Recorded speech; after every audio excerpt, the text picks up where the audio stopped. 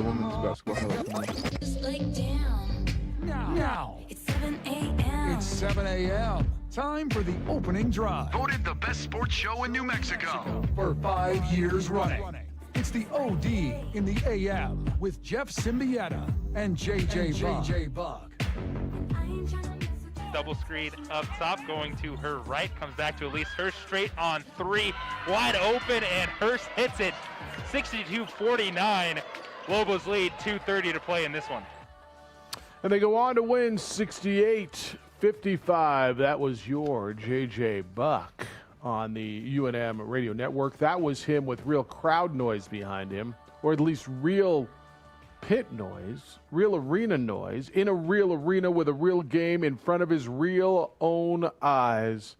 Boy, it was good to be in the pit yesterday. It was weird to be in the pit yesterday with the game going on. Now, I wasn't at the high school events. I know some of you guys you guys were last year for the state tournament when that was going on, when high school games with no fans. But it was eerie to be in the pit, but good at the same time. Good morning to you, Jeff Siembieda and JJ Buck.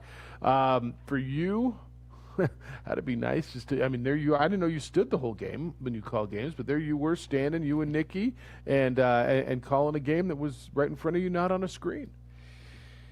Yes, the answer to all those questions, was it weird? Indeed. Was it nice to be in the venue? Absolutely. And you get to see these players in person for the first time this year, and you get a real sense of the athleticism, the speed, the talent on this team. Now, the first half of that game, the teams dialed up the defense. Players might have been a little bit tight, but it ended up being a big win for the University of New Mexico. And what it sets up is a winner-take-all Mountain West regular season championship game tonight at the pit. As much as everything that the men have been through, the women have been through it too. And the women have handled it. And they've had little different circumstances, and they're a better team, respectively, than the men are. But they got a nice performance. Shy Magruder had 16 points and 9 rebounds last night, or yesterday. I guess last night, 5 o'clock start. Elise Hurst was back with 13. De La Cerda had 13. I think you asked a question after the game to Bradbury. You said, if I tell you Latasia Duff has 0 points, you win the game.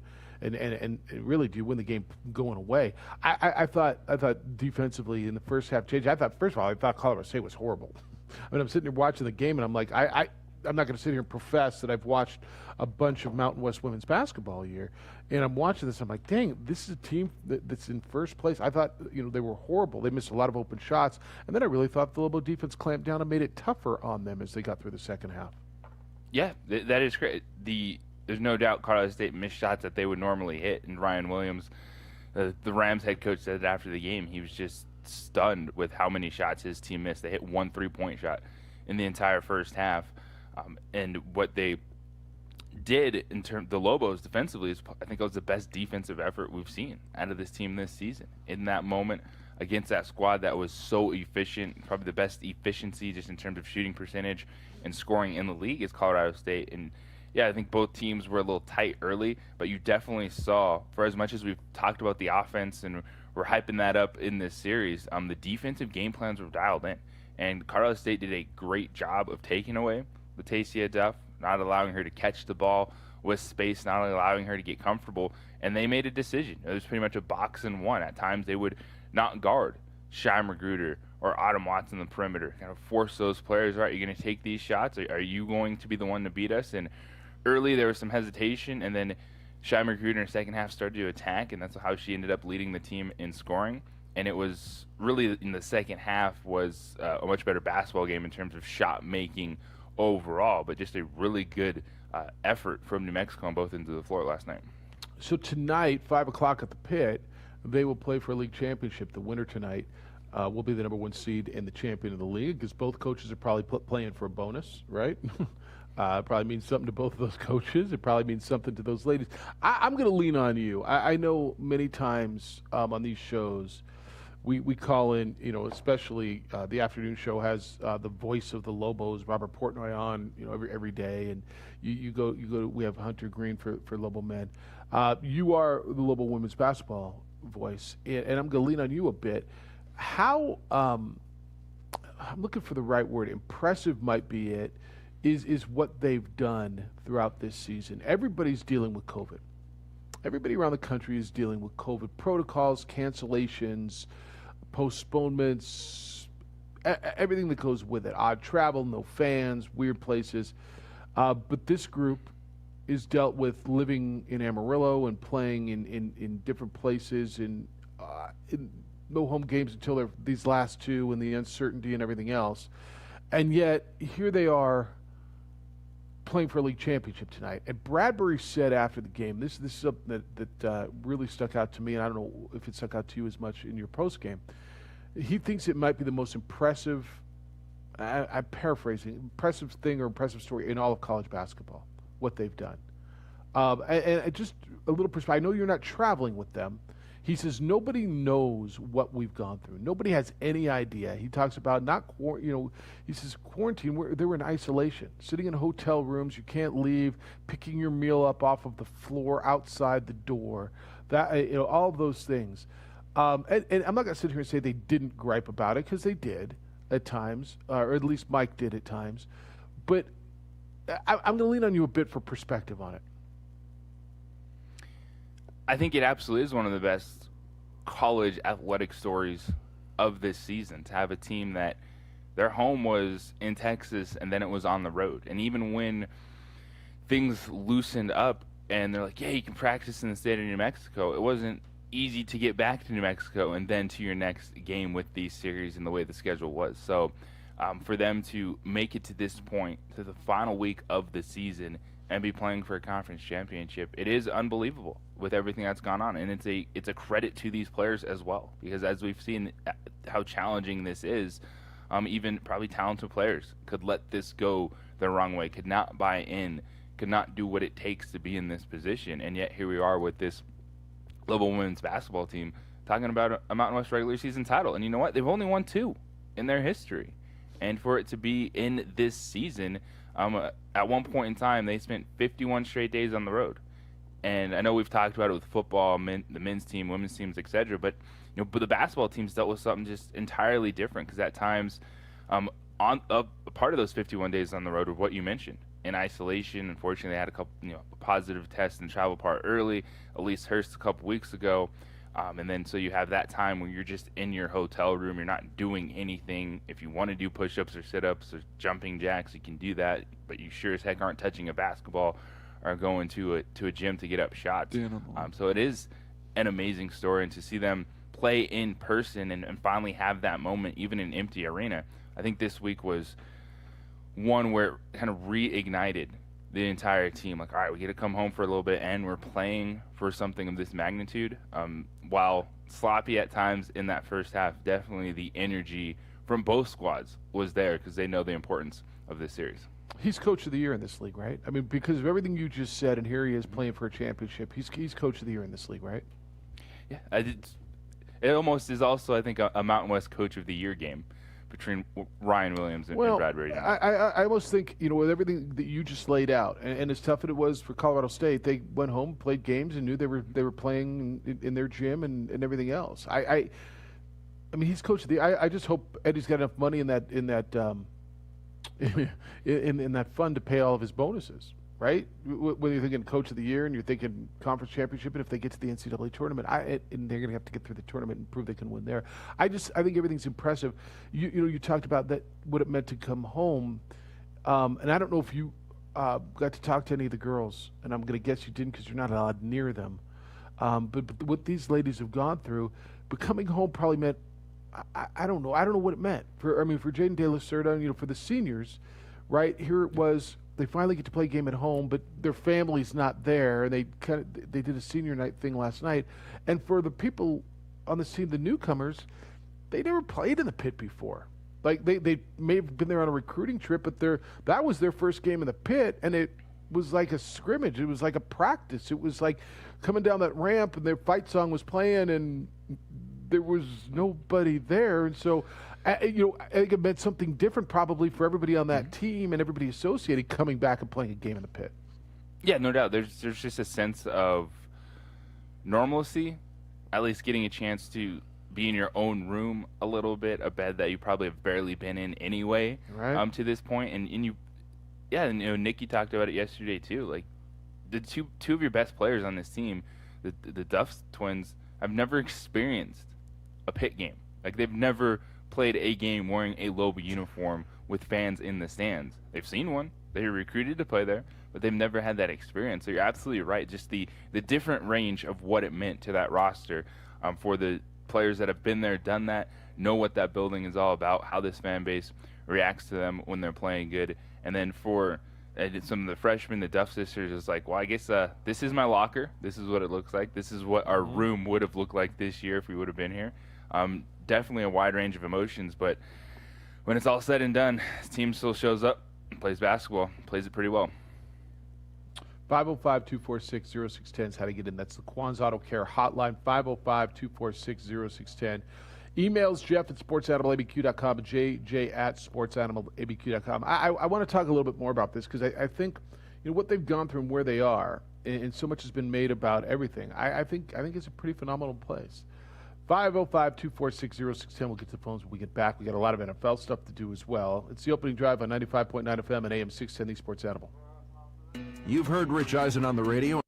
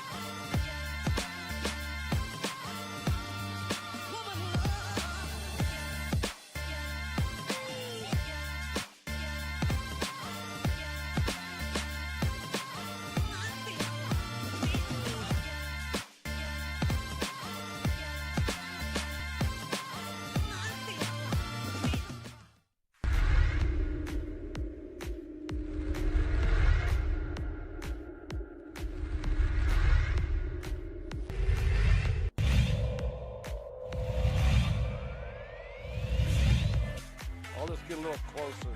Oh, instead it's a gorgeous pass. Here's what Hill's gonna just shoot it. He's going to go all the way. He's gonna fire at the buzzer and he hits.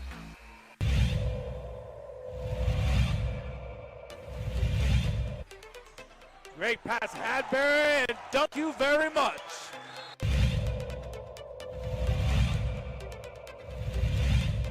Tie in the district. Inside, fly, Eagles. Chavez uses some athleticism. And then Morris down low, able to finish. You called it, Steve, in 10 seconds. And look at this, stripped, stolen Watson. Christian Lucero beats the buzzer. Here's Ian Chavez, the sharpshooter. Got it. Said that any better. He answered the question. He On got a another steal one. at the buzzer. Back to back for Chavez. Over the paint. Medina from the volleyball lines. Medina wants another one from deep. Oh, he wants 10. Give him 10.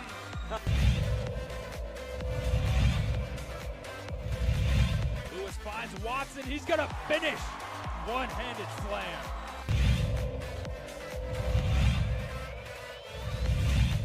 Vista, but just all the different scenarios we could see potentially play out ahead of the state tournament.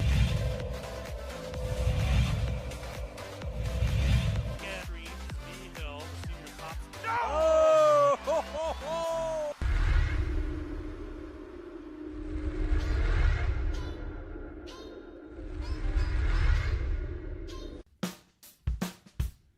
Well, I'm going to the frontier, walking to the cashier, order up a root beer and a number one. Cover it with green stuff, one scoop is not enough. Find a booth is real tough, back by the Duke. Meet my family, meet my friends in the quirkiest restaurant I have ever been. All of Albuquerque's favorite spot, it's the Frontier Restaurant. The Frontier Restaurant is a proud supporter of ProView Sports Network.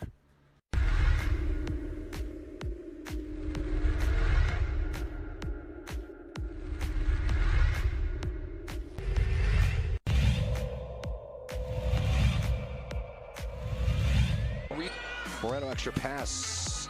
And Watson.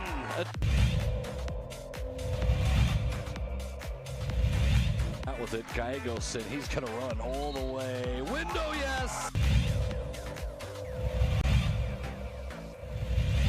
Able to get out of it. How did he find Battle? It's to Cunningham, and it... I mean, Ramos' hand. Ramos puts it up, beats the buzzer! Boy, Jefferson wide open. Jefferson to Daraji! Into Watson with the jam!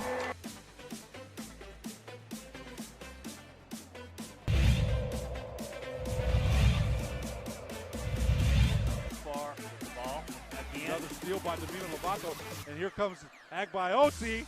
Lob, two-hand hammer. You knew that was coming.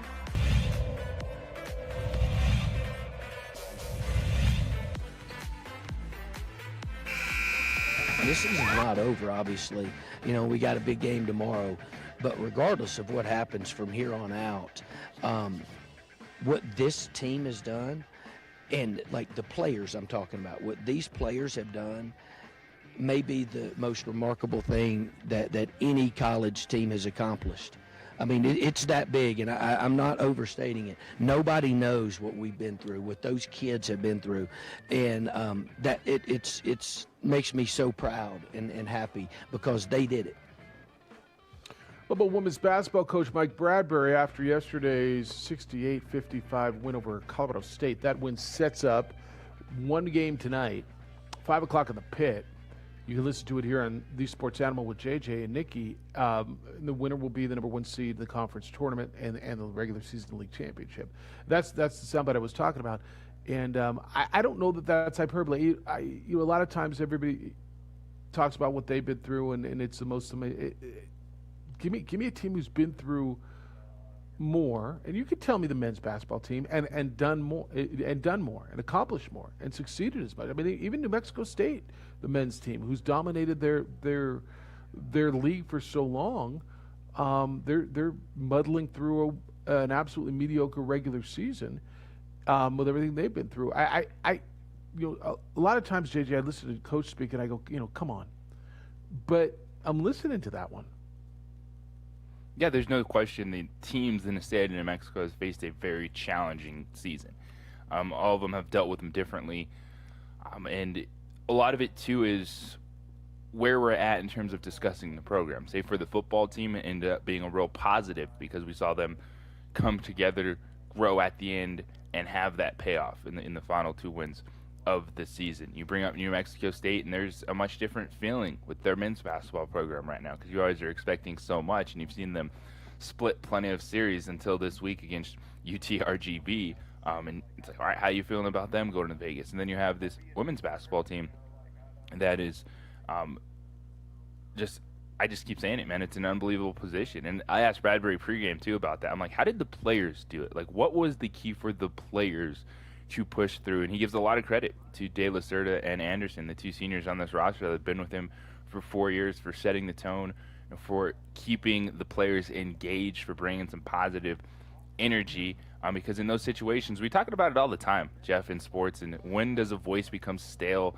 Who else needs to step up? And this was definitely a season where the players had to do a lot of self-motivation, had to bring your own energy to these empty buildings.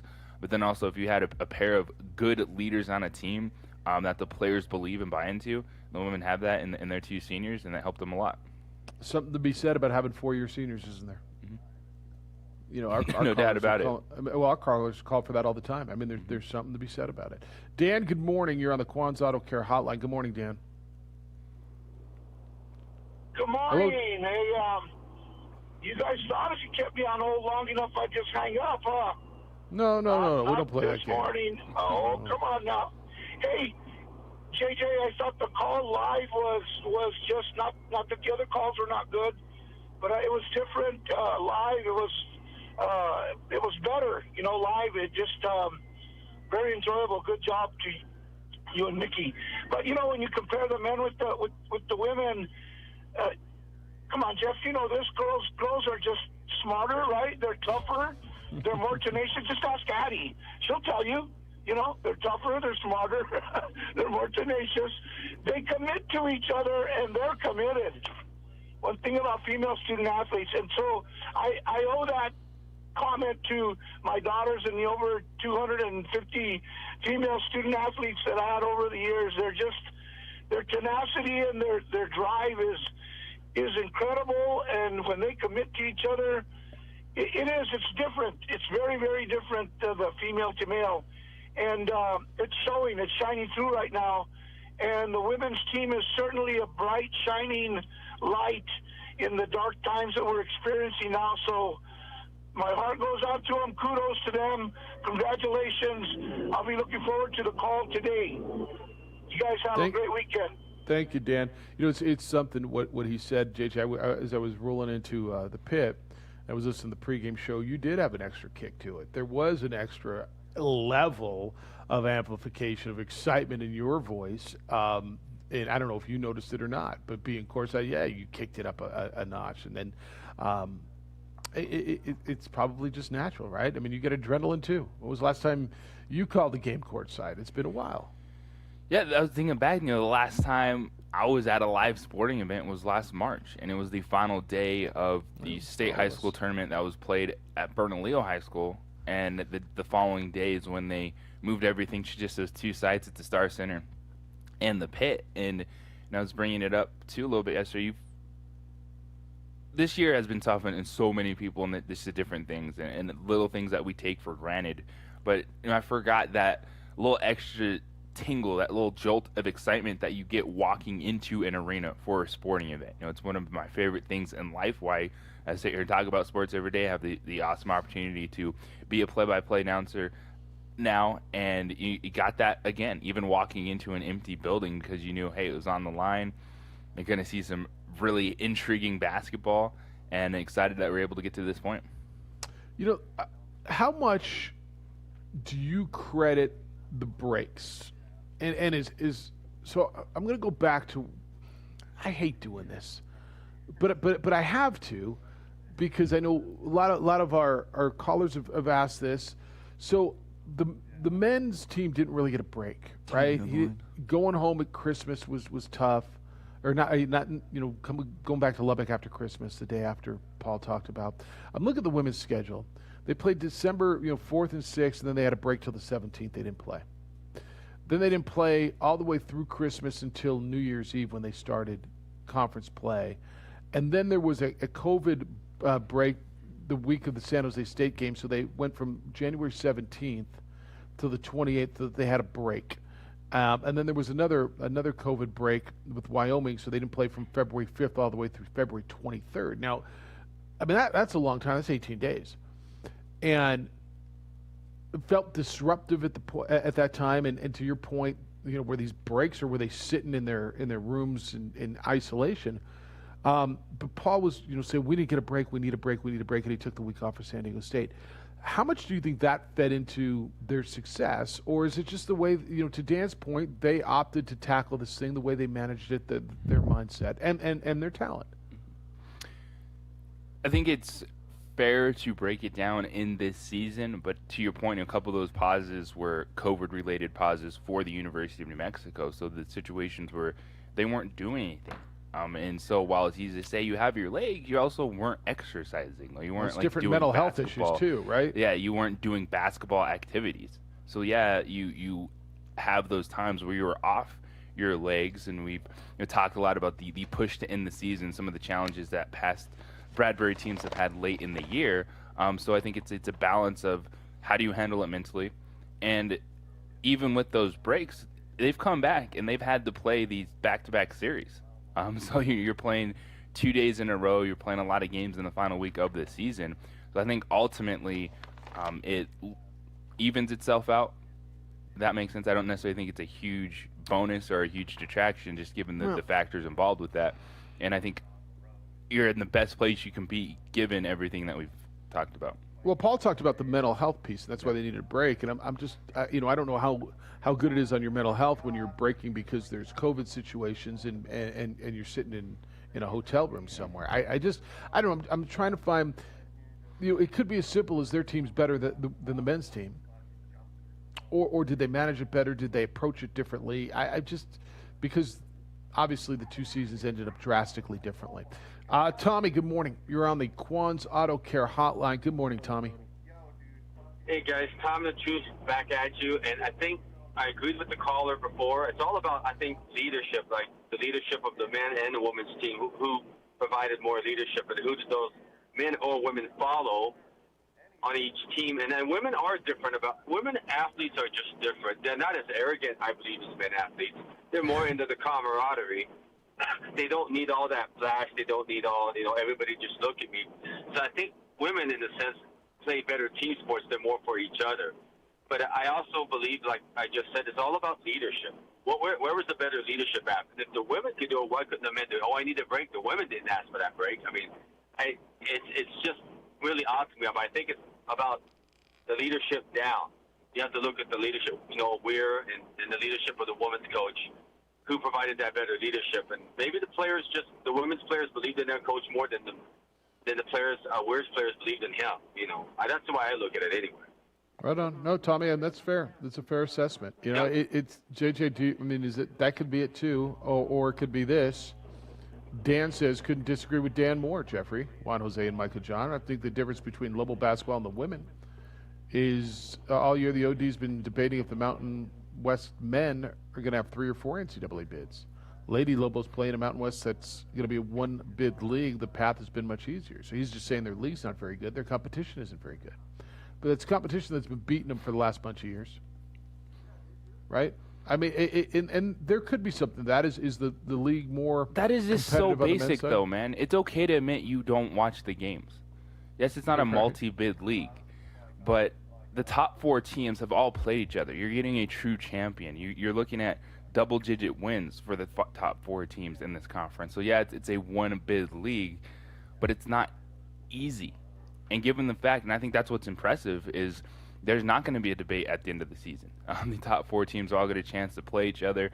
They've all split, I think, which shows the talent atop, and now it's the one opportunity, in this case, to get a sweep, and it's the Lobos over Colorado State. So is it as difficult at the top? I'll give you that, but I'm not going to sit here and just let someone that probably hasn't watched any of the games say, oh, it's only 1-bid league, so they got it easy. I'll tell you the other piece of that.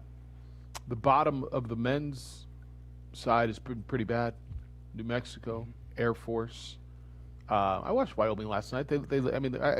Wyoming, Fresno State, UNLV have gotten better, but Wyoming, San Jose State, Air Force, and New Mexico have not been good.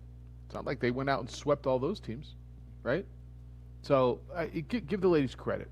Just give, for whatever reason you think it happened, give the ladies their credit. Because they've navigated this, and like Bradbury said, it's not done. It's not done, but they've done a hell of a job. I'd love to continue that conversation if you want. We got to get into, I'll give you some other men's basketball stuff when we get back. Mountain West Conference game last night, a pretty big one for a team trying to get into the NCAA tournament. Greg McDermott has been suspended at Creighton. He's the head coach who used the plantation analogy or metaphor or simile or whatever it was. Is it an analogy? I used the reference. How about that? Use the reference. And then big day for high school sports, and more so for parents of high school athletes. It's the opening drive. Jeff Siembieda, JJ Buck. Josh and Alden produced for you on the ProView Network side, where you can watch us on our Facebook page, the OD and the AM. Micah rubbing his hands. He's with us today.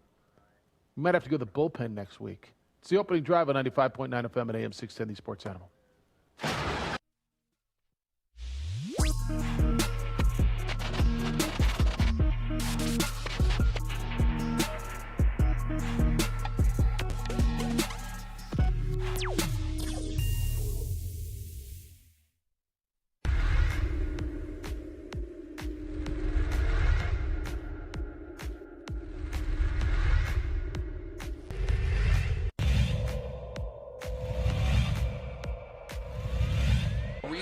Moreno extra pass, and Watson.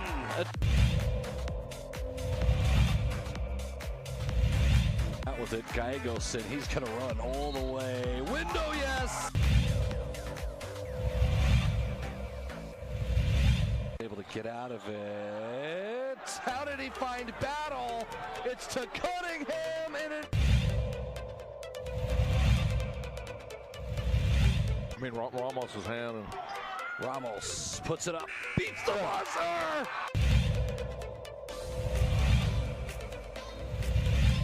boy, Jefferson wide open. Getting Jefferson to Daraji. Into Watson with the jam.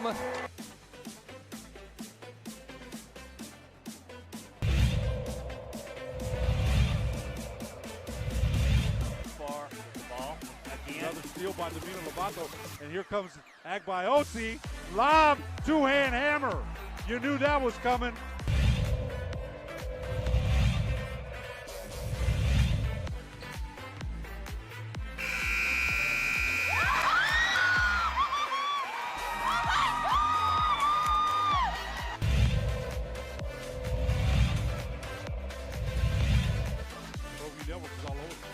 The lob, tagged by Osi, the one-hand hammer.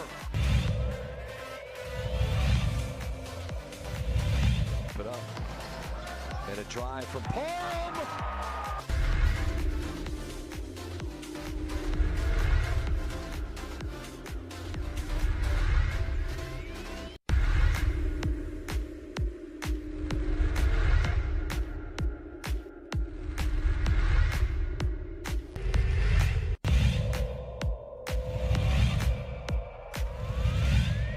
Second field goal, he's got 4 points. Watson, though, goes all the way.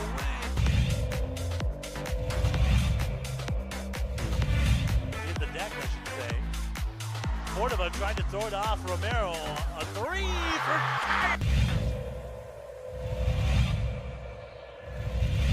Set out to Jutapia.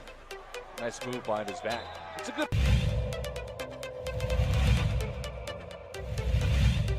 Here's Ramos, step back, high arcing, 20! But he needed to get his legs back under him. Ooh, little kick.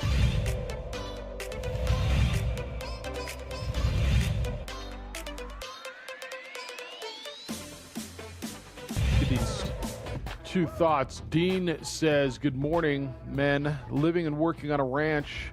I, too, want to give thumbs up to JJ and Nikki. The sound and energy on the radio was top-notch yesterday. Also, back to the men's basketball, stability and building a good environment.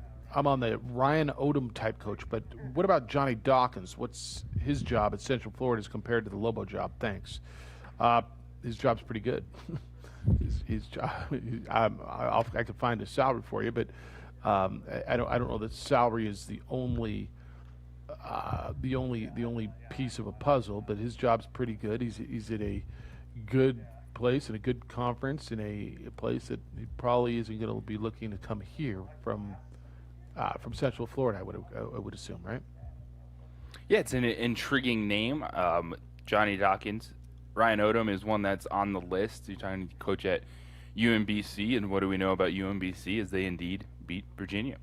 They were the 16-over-1 upset in the NCAA tournament, and I think a lot of those guys are really intriguing when you look at some of the coaches, whether it's UMBC, Wright State, guys that have actually had a pretty extensive track record at a mid-major that have been successful, and you wonder what it could take or when that jump comes from one of those guys.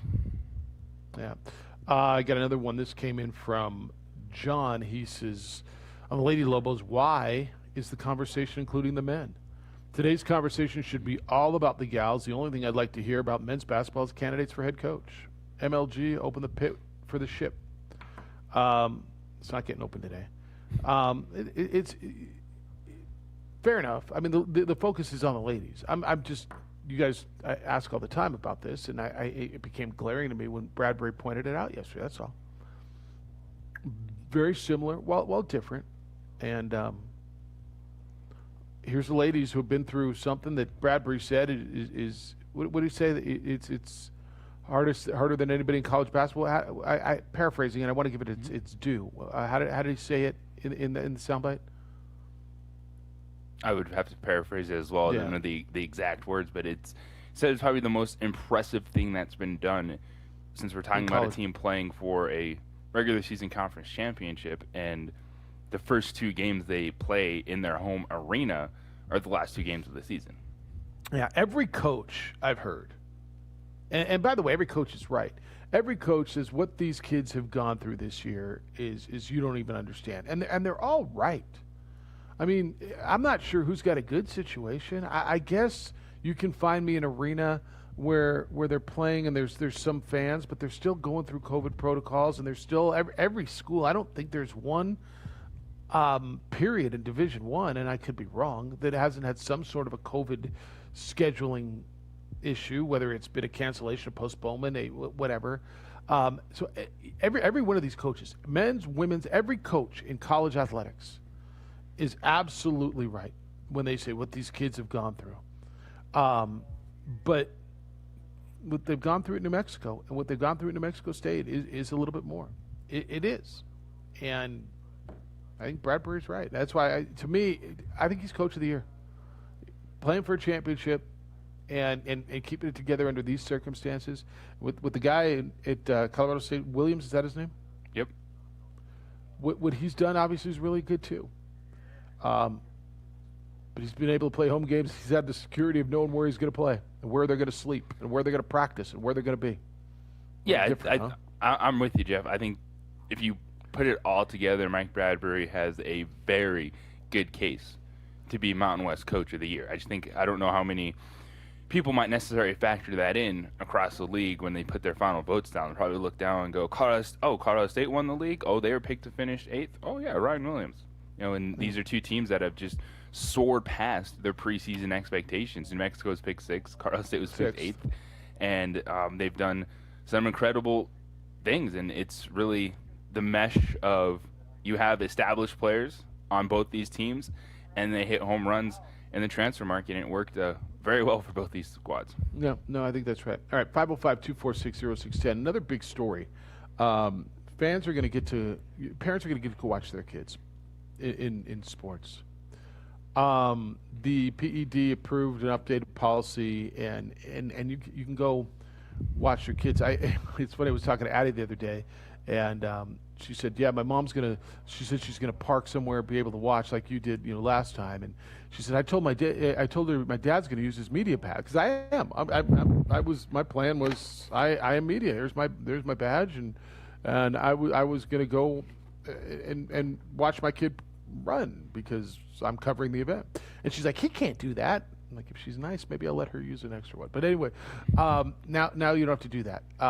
The PED approved something. This just seems logical, doesn't it? This, in a world where I'm not sure everybody's agreed on what logical is, can we all agree that it's logical at this point, where we're going, where our numbers are, that the parents should be able to go out and see their kids play? Yes, I agree with that 100%. And like your seniors last night for Lobo women's basketball, their family should have been in the building. No, yes, I think that could have been done. Especially you see the pit, and even in an empty arena, you're like, you can get some family members in here and still do this. You could have safely. had 4 families, and they could have each had their own corner of the building. Yes, like honestly, you could have had one there, one there. And so I'm glad that they're moving forward with that in high school sports. That's the next step, even in indoor facilities, figuring out how to do it safely. But just being able to give these students, all right, here's your list, what family members are available, who can come in, and let them enjoy the few moments that they're going to get this year. For counties that are turquoise, parents will be able to be masked and socially distanced, and fans can fill up 75% of an outdoor arena or outdoor spectator area, 33% indoors. Green, the numbers are 50% outdoor, 25% indoor. And for counties like this one in yellow, 25% for outdoor spectator venues only. Right now, parents can't go watch their kids play volleyball. And again, I would just tell you, at some point, what are we doing? You're going to tell me in a gym, JJ, how you guys, we've all been in a high school gym, basic high school gym. What does it fit? 2,000, let's just say? Probably even less than that in some of these places. All right, give me a small gym. Give me Hope's gym. Is it 600? let 50 people in the gym. Right? Let each kid have 2 parents. No? I mean, a volleyball team, guys, what are there? Let's say there's 20 on a team. That's 40 times 2 is 80 people in a 60-person gym. They could spread out. And I love ProView networks, and I love watching stuff on TV. But, JJ, you just explained how different it is to watch a game in person. To watch your kid perform in person as opposed to on ProView, it's different. But it's progress. And, it goes down to the mask thing, and I want to talk about the mask thing, football players. At some point, we're going to have to accept it. And I'll still gripe a little bit about the parents thing, because I think the parents should. The kids have to wear masks. They got to wear masks. Like, so be it, but at least they get to play. I agree with that one. It's one, do what you got to do, pull up that gate or whatever you need to play the game. Deal with it now. It's not that bad.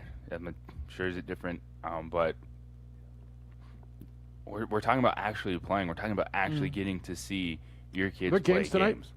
Is it tonight we have games? We got football games tonight. What are you pointing at me? You guys, ProView. You're pointing at the ProView guys. Yes, sir.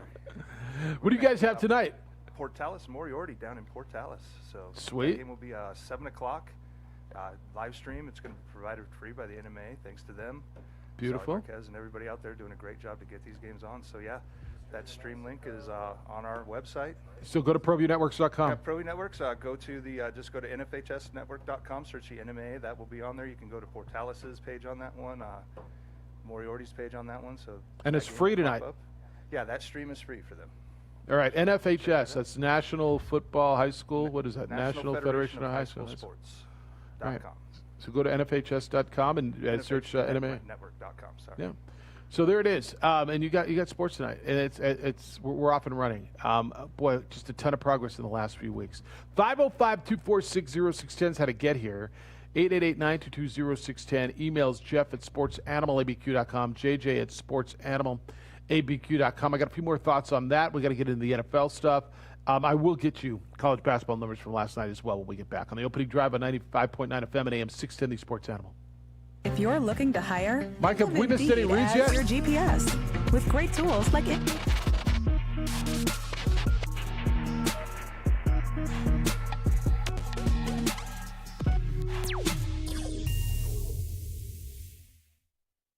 Don't sacrifice quality of flavor when you're in a hurry. Golden Pride offers ribs, fried chicken, green and red chili breakfast burritos, and Frontier Cinnabons. 4 great locations, or visit us online at goldenpride@abq.com. Golden Pride Barbecue Chicken and Ribs, proud supporter of ProView Sports Network.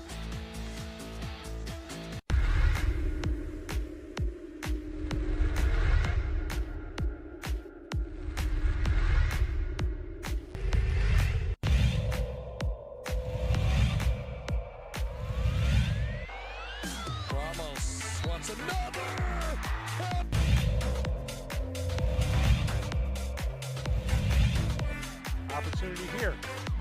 Martinez shoots, he scores.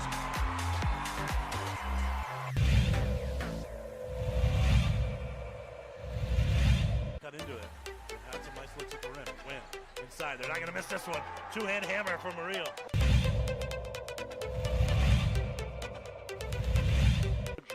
Ball's played up. Rodriguez with it. Gonna settle. Looks to the inside. Comes to the far side post.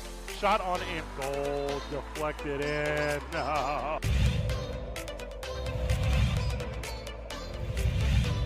Dorian's going to go all the way. It was blocked by the rim. Get it out, says Kobe Wade.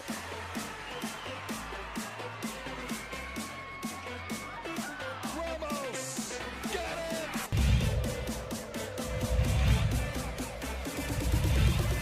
Look out. Ramos, can he chase it down?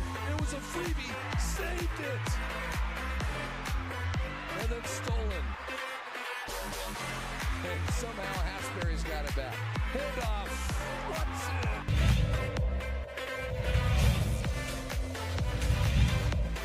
Get it stripped. Calion stripped him. Some Highland the other way. Win up top to the big goal. Here he comes. For the lead. Got it.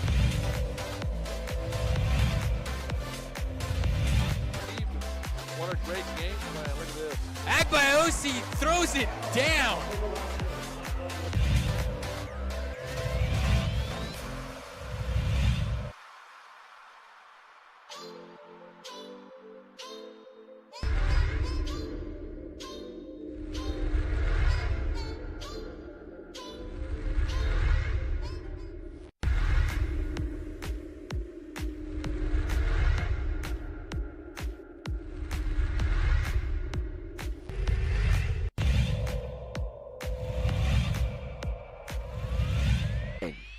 Call it as Javi's looking, and he's got a guy wide open, and it's Gay, and he's going to walk into the end zone. But he did a good job with it. First and goal, it's Chavez to the middle, and Chavez stops. And Stevens in motion. On the handoff to Mitchell. Look out! Oh, see you later. Take it to the house. Fly, Cardinals fly. To the other side, provide some protection. And off to Webskowski again. Look out! See you later. Good night. Touchdown, Webskowski.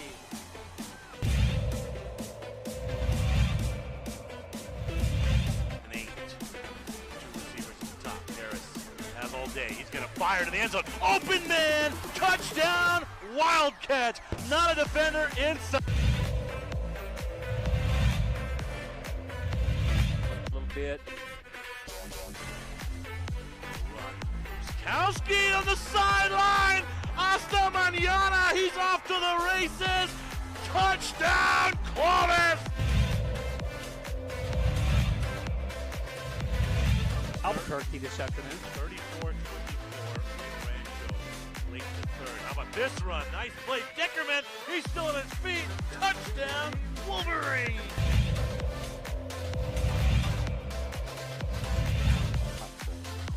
Exactly what they want to get yards. He's going to go for it. He's got a guy towards the end zone. It's Krebs. Touchdown. What a play. And long here for the Storm. Handoff to, we're going to fake the handoff, excuse me. Davidson on the deep ball. He's got some space, and it's caught.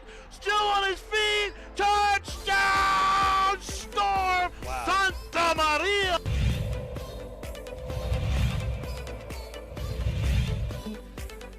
And so they'll send one deep and returnable at the 2. Usually Volcano do either a reverse or a fake reverse, and here it is a reverse. And a move to the outside. There is a lane. Look out! Shot out of a cannon. Rodriguez is going to take it all the way.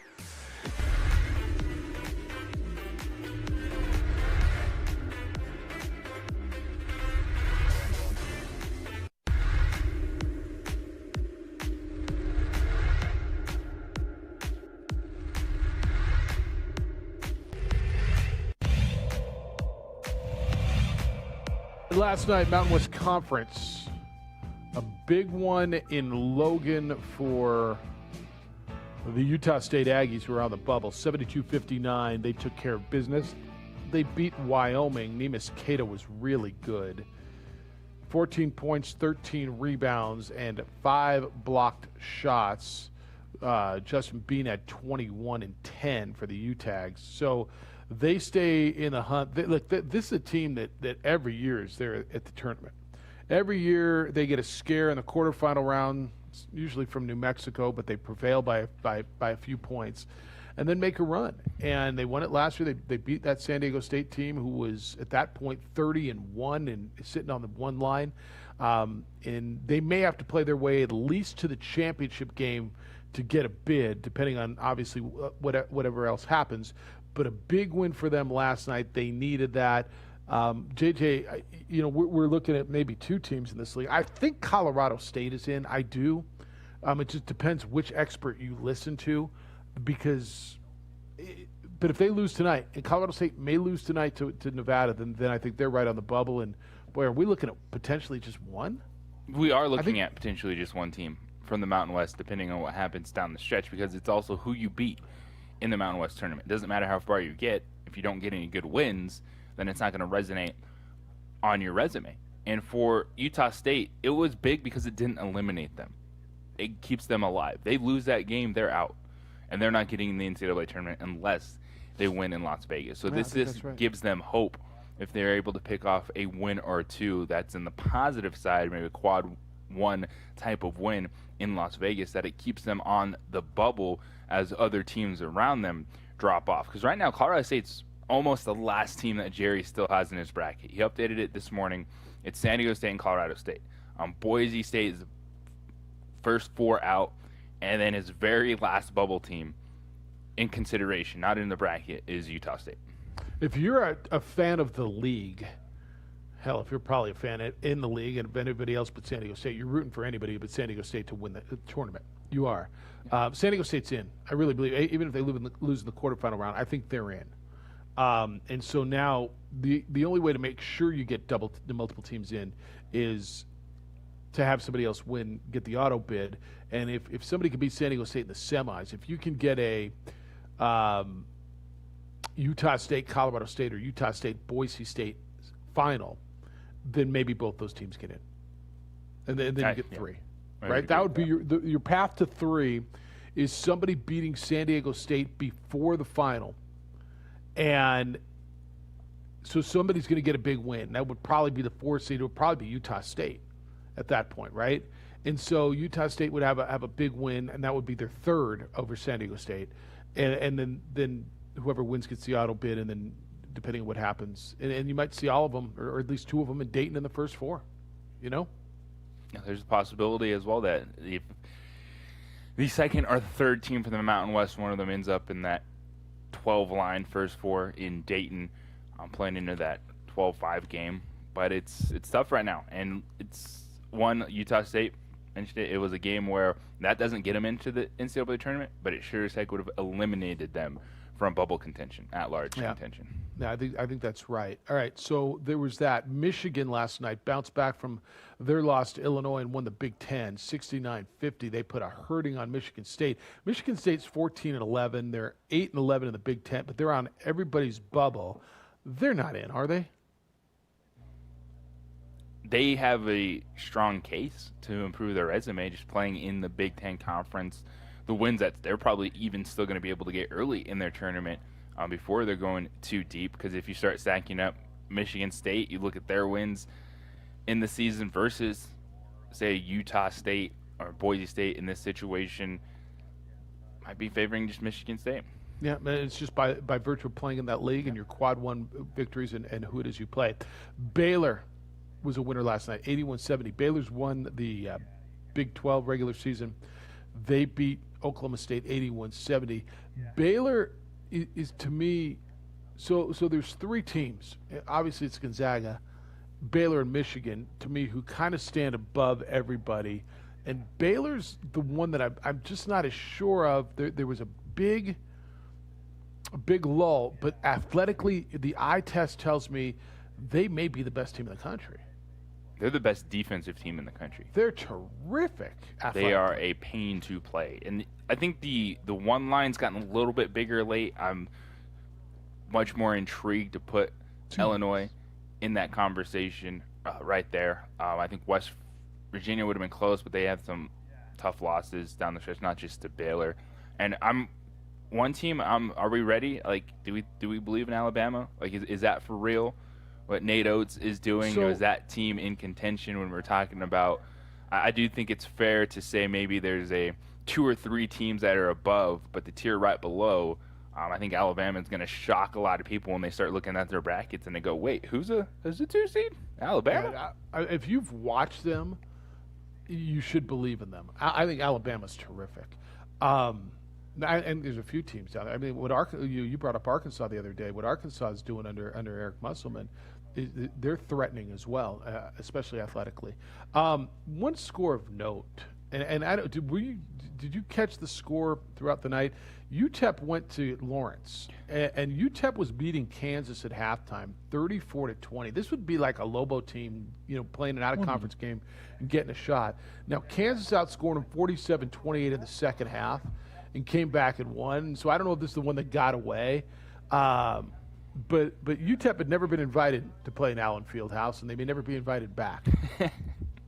Especially because they're like, man, we actually have to play in the second half. Yeah, they were trailing in the first half. Yeah, that would have been so. They were down 15. They were down 15 in the first half.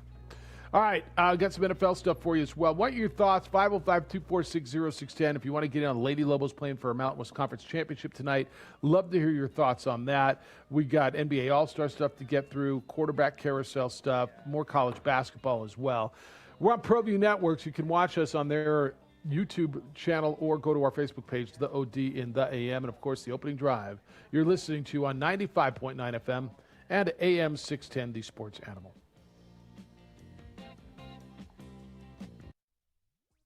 Don't sacrifice quality of flavor when you're in a hurry. Golden Pride offers ribs, fried chicken, green and red chili breakfast burritos, and Frontier Cinnabons. 4 great locations, or visit us online at goldenpride@abq.com. Golden Pride Barbecue Chicken and Ribs, proud supporter of ProView Sports Network.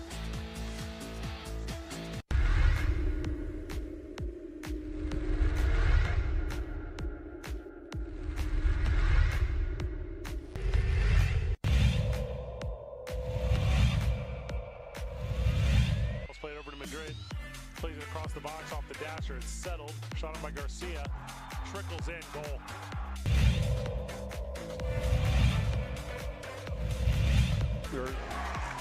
Chavez blocked at the rim. And here's Dorian Lewis to Watson. Shot on and just wide, big deflection, goal.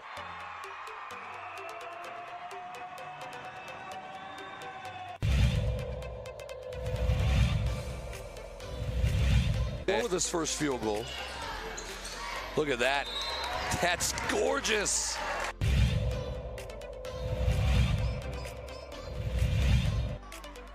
Not a game you can go have 25 turnovers in and win. Get that out of here, Watson says. Here comes Hodnett all the way. He's blocked in return.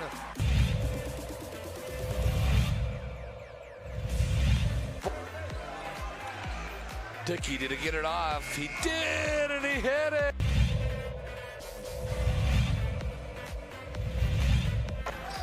They're really...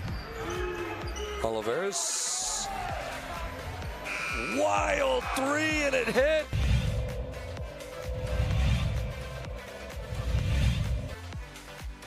Another steal nearly by Hiron. It is a steal. Avalos ahead to Hiron. The two-hand hammer by Hiron. I knew he was going to put that one down.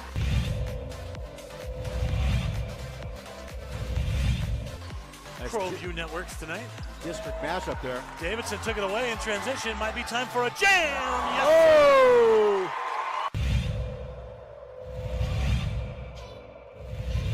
Big Barton, watch him, coach. Watch the inbounder. Newman Sanchez in the corner.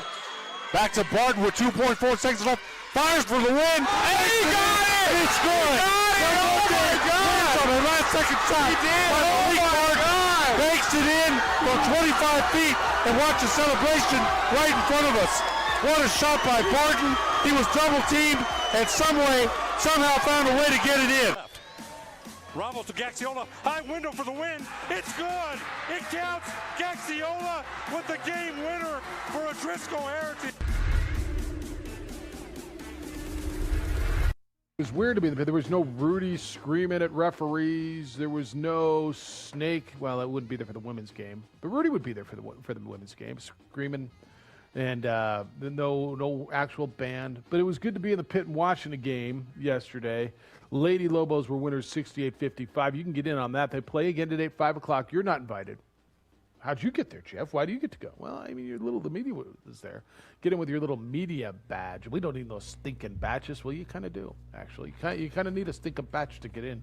But it was good to be there and watch a game. And a big one tonight, JJ. And you can listen to JJ and Nikki right here on the Sports Animal. Pregame at 4:30. 5 o'clock is the tip. And JJ, the series have split. It's the second game is so non-regularly, so not often, what's the word, so seldomly, looked like the first game in these series all year long. Yes, and especially with teams of this caliber, I'm expecting Colorado State to come out on fire. Definitely the Lobos have to weather an early storm because I don't think the Rams are going to shoot that bad from 3. What they did yesterday, going just 1 of 12 in the first half and then 3 of 11 in the second half. So I expect they're going to get some shots up, and it's going to be interesting to see the little changes because the defensive game plans were dialed in for both teams. They attacked the best players.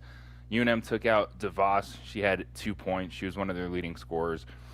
CSU took away Tay Duff, and then you had other players step up. So it was a true team outcome for New Mexico. So I'm really intrigued about those little things, kind of what kind of defensive changes we'll see both teams throw at each other, and also just good players are going to step up and make plays, and you're going to see more shots go through in the first half tonight.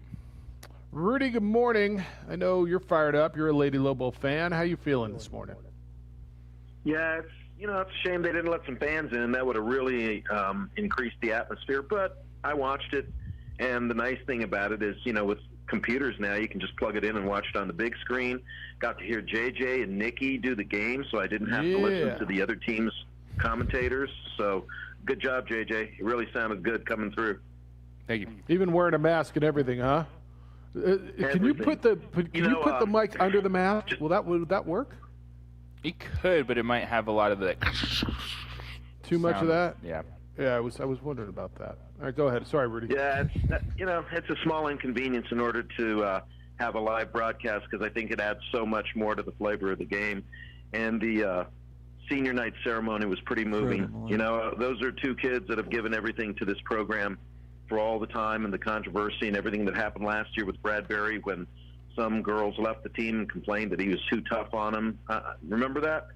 I do. Seems so far in the past. But Mike Bradbury has done a really nice job this year taking those twins, the Duff twins, and really getting them to play with the other women on the team. And I hate when people start comparing the men to the women because they're 2 different journeys with 2 different teams. And, Bradbury didn't have to bring 12 new players in and new coaches. So he had that going for him. But nevertheless, they've navigated probably if you can get through this, the rest of your life is probably going to look pretty good, all the isolation, all the things they had to do to overcome.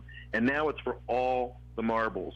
So I hope that tonight they play really well and they finish it up. And even if they do that, there's no guarantee that they're going to the NCAA tournament because they still have to go win the Mountain West tournament. So it would be nice, though, to hang a banner as the regular season champ and go in with a #1 seed because that would really help them in the tournament. I think dropping down to 3 makes it a little tougher run to the championship. So congratulations to them. Saturday, another thing, I'm going to head out to the pit and maybe put a sign up since I can't go to the game. I think a little support when the team enters the Davalos Center would be nice. So I'm going to figure out what door they're entering through and maybe make a little sign for them, go Lobos, win championship, something, Maybe other people get the same idea and go out there and show them a little support.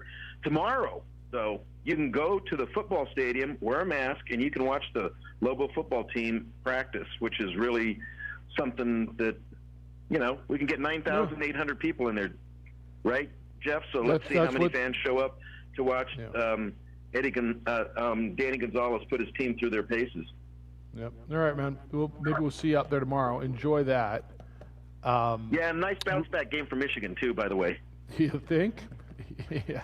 Against the heated rival. You don't beat an Izzo team like that unless you're pretty darn good. But now they got to go to the Breslin Center. They're the Big Ten champs, so the pressure's off. I hope they don't stumble, but that Michigan State team is dangerous as a wounded bear. So good luck to the Wolverines this weekend, and hope all your sports teams win. It's a lot nicer when they win, isn't it? Winning's fun, Rudy. Winning's fun. Good to hear you. Thanks for the call. By the way, all the marbles. You said it. He said it. Do you know the origin of all the marbles, according to Quora? All the marbles, no. Playing marbles, shooting marbles in the U.S., or firing marbles in Australia is a game for small boys, not for grown-ass men. Now, don't do it if you're grown up. It's for small boys. Using round marbles made of glass, metal, or plastic. Winning a shot can win the other boy's marble.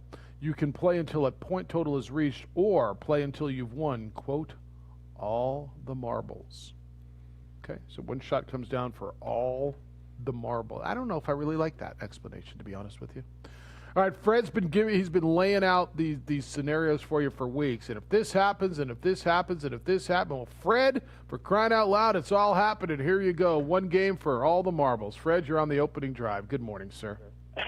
Hey, thanks, guys. Yeah, I know. I've been kind of predicting this, and that. And, hey, it was great for JJ because now JJ last night, instead of just being on the radio, he was on TV and the radio. So everybody listened to him last night. So that was kind of cool, but God, what a great season for the Lobos. And I know you guys have said so much about this. Like, God, I wish that the ESPN or USA paper, somebody should do a story on Lobos after this is all over, and explaining that, because the one thing they did, they show somewhere where we played 3 games at home and the rest of the games away, but we didn't play at home. They called those games at Texas home games, and those weren't home games. So we played 15 games on the road, and until yesterday we finally played a home game. So they got to not count that as those as home games as far as I'm concerned. I'm not sure people outside of here realize that we're different than Texas. I'm just telling you, people don't know what's between Texas and Arizona. They have no idea.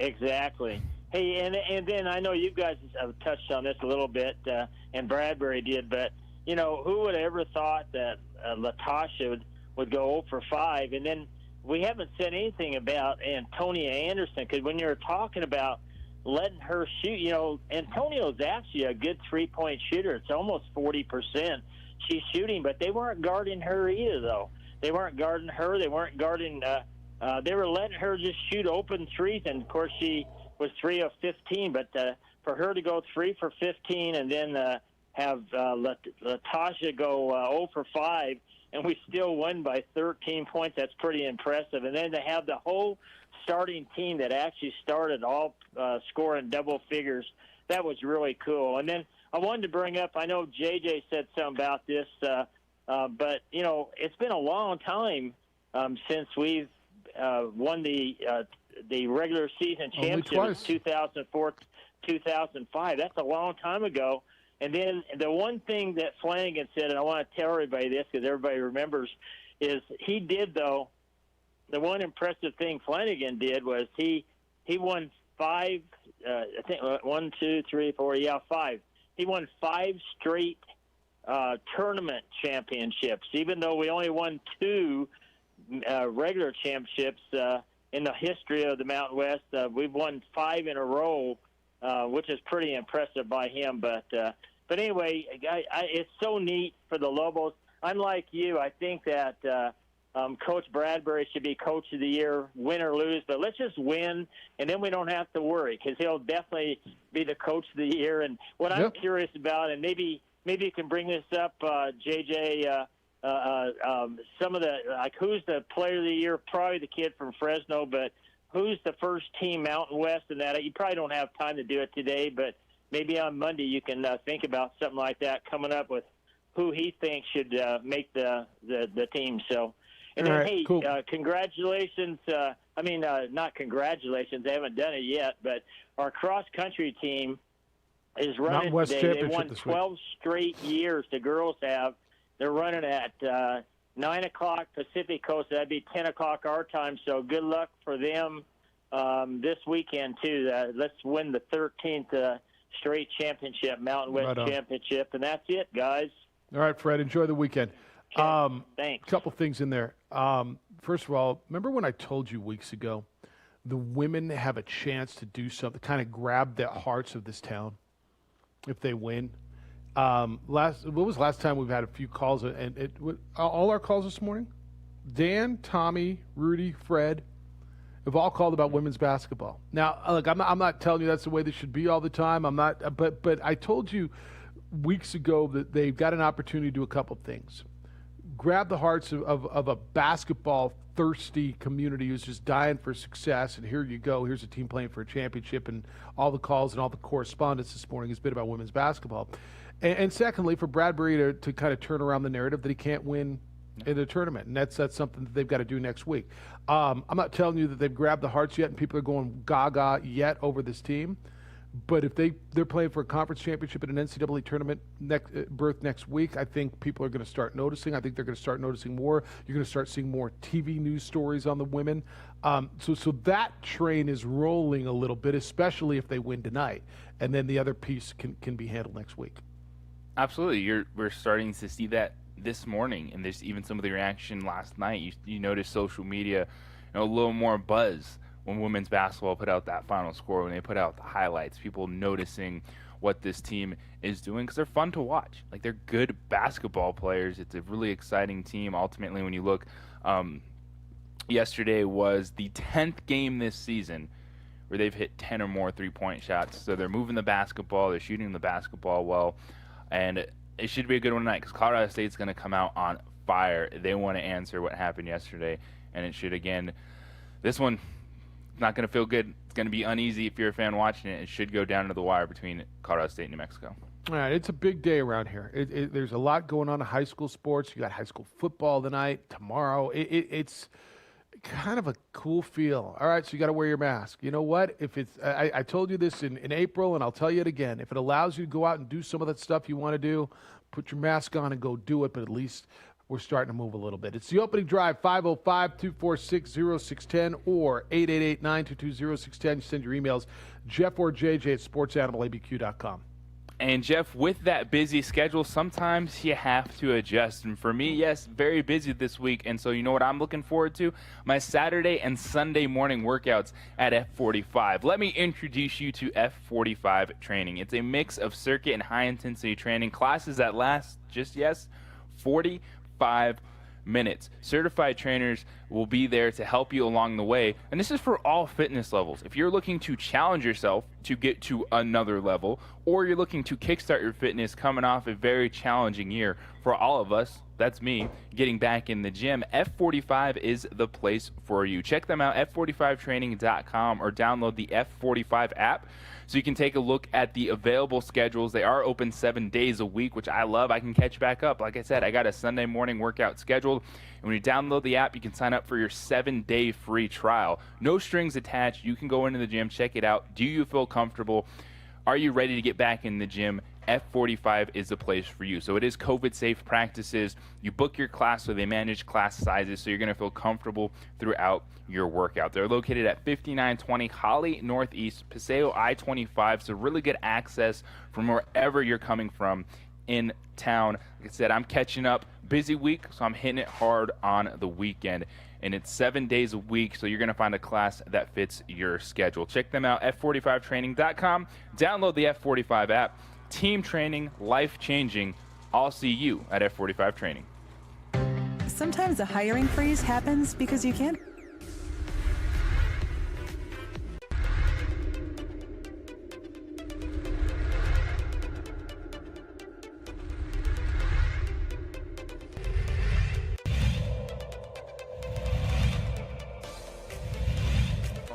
Lovato driving. They're going to count it.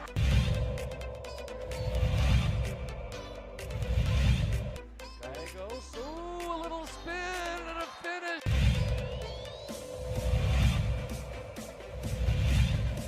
Natalia Chavez, good spin.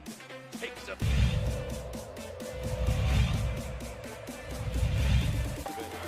Ramos, nice jump stop to the.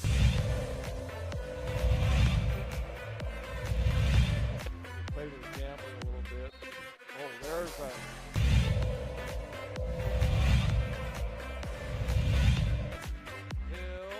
Step high window with a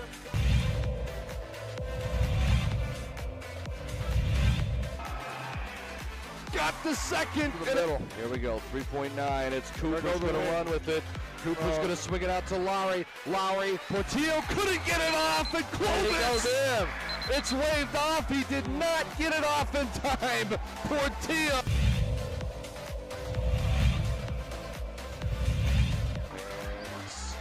reverse layup. Gallegos spins, window, finishes.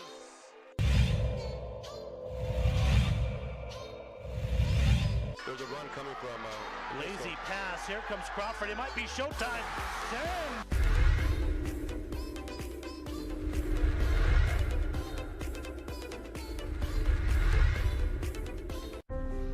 The New Mexico High School Coaches Association, established in 1941, is an organization of New Mexico's best and most professional interscholastic coaches. Coaches across work daily to help our student athletes excel in the classroom, on the field of play, and in our communities. Students that participate in interscholastic activities attain higher grades, higher graduation rates, and higher wages. Responsible for the North-South All-Star Games, statewide Coaches Award Program, and providing multiple professional development opportunities for New Mexico's coaches. Be a great coach by coaching beyond the game.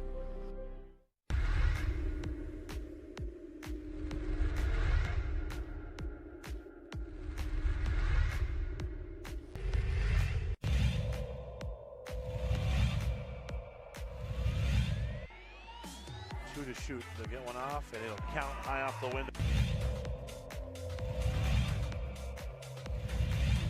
Oh my gosh. There's a long three. Boom. Bang.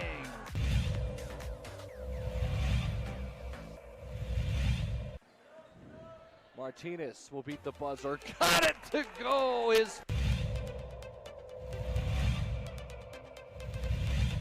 Fork driving kick.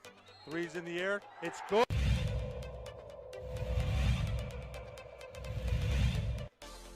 Nice pass on the nice block by Hernandez Crawford.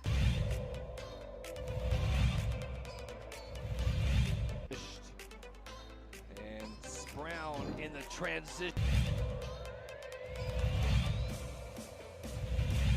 But why not, Steve? Is Corbalan's going to go when he puts it away. And Corbalan wants to put it down. But here comes Screechers. Brown, you can't leave him alone. Put it down.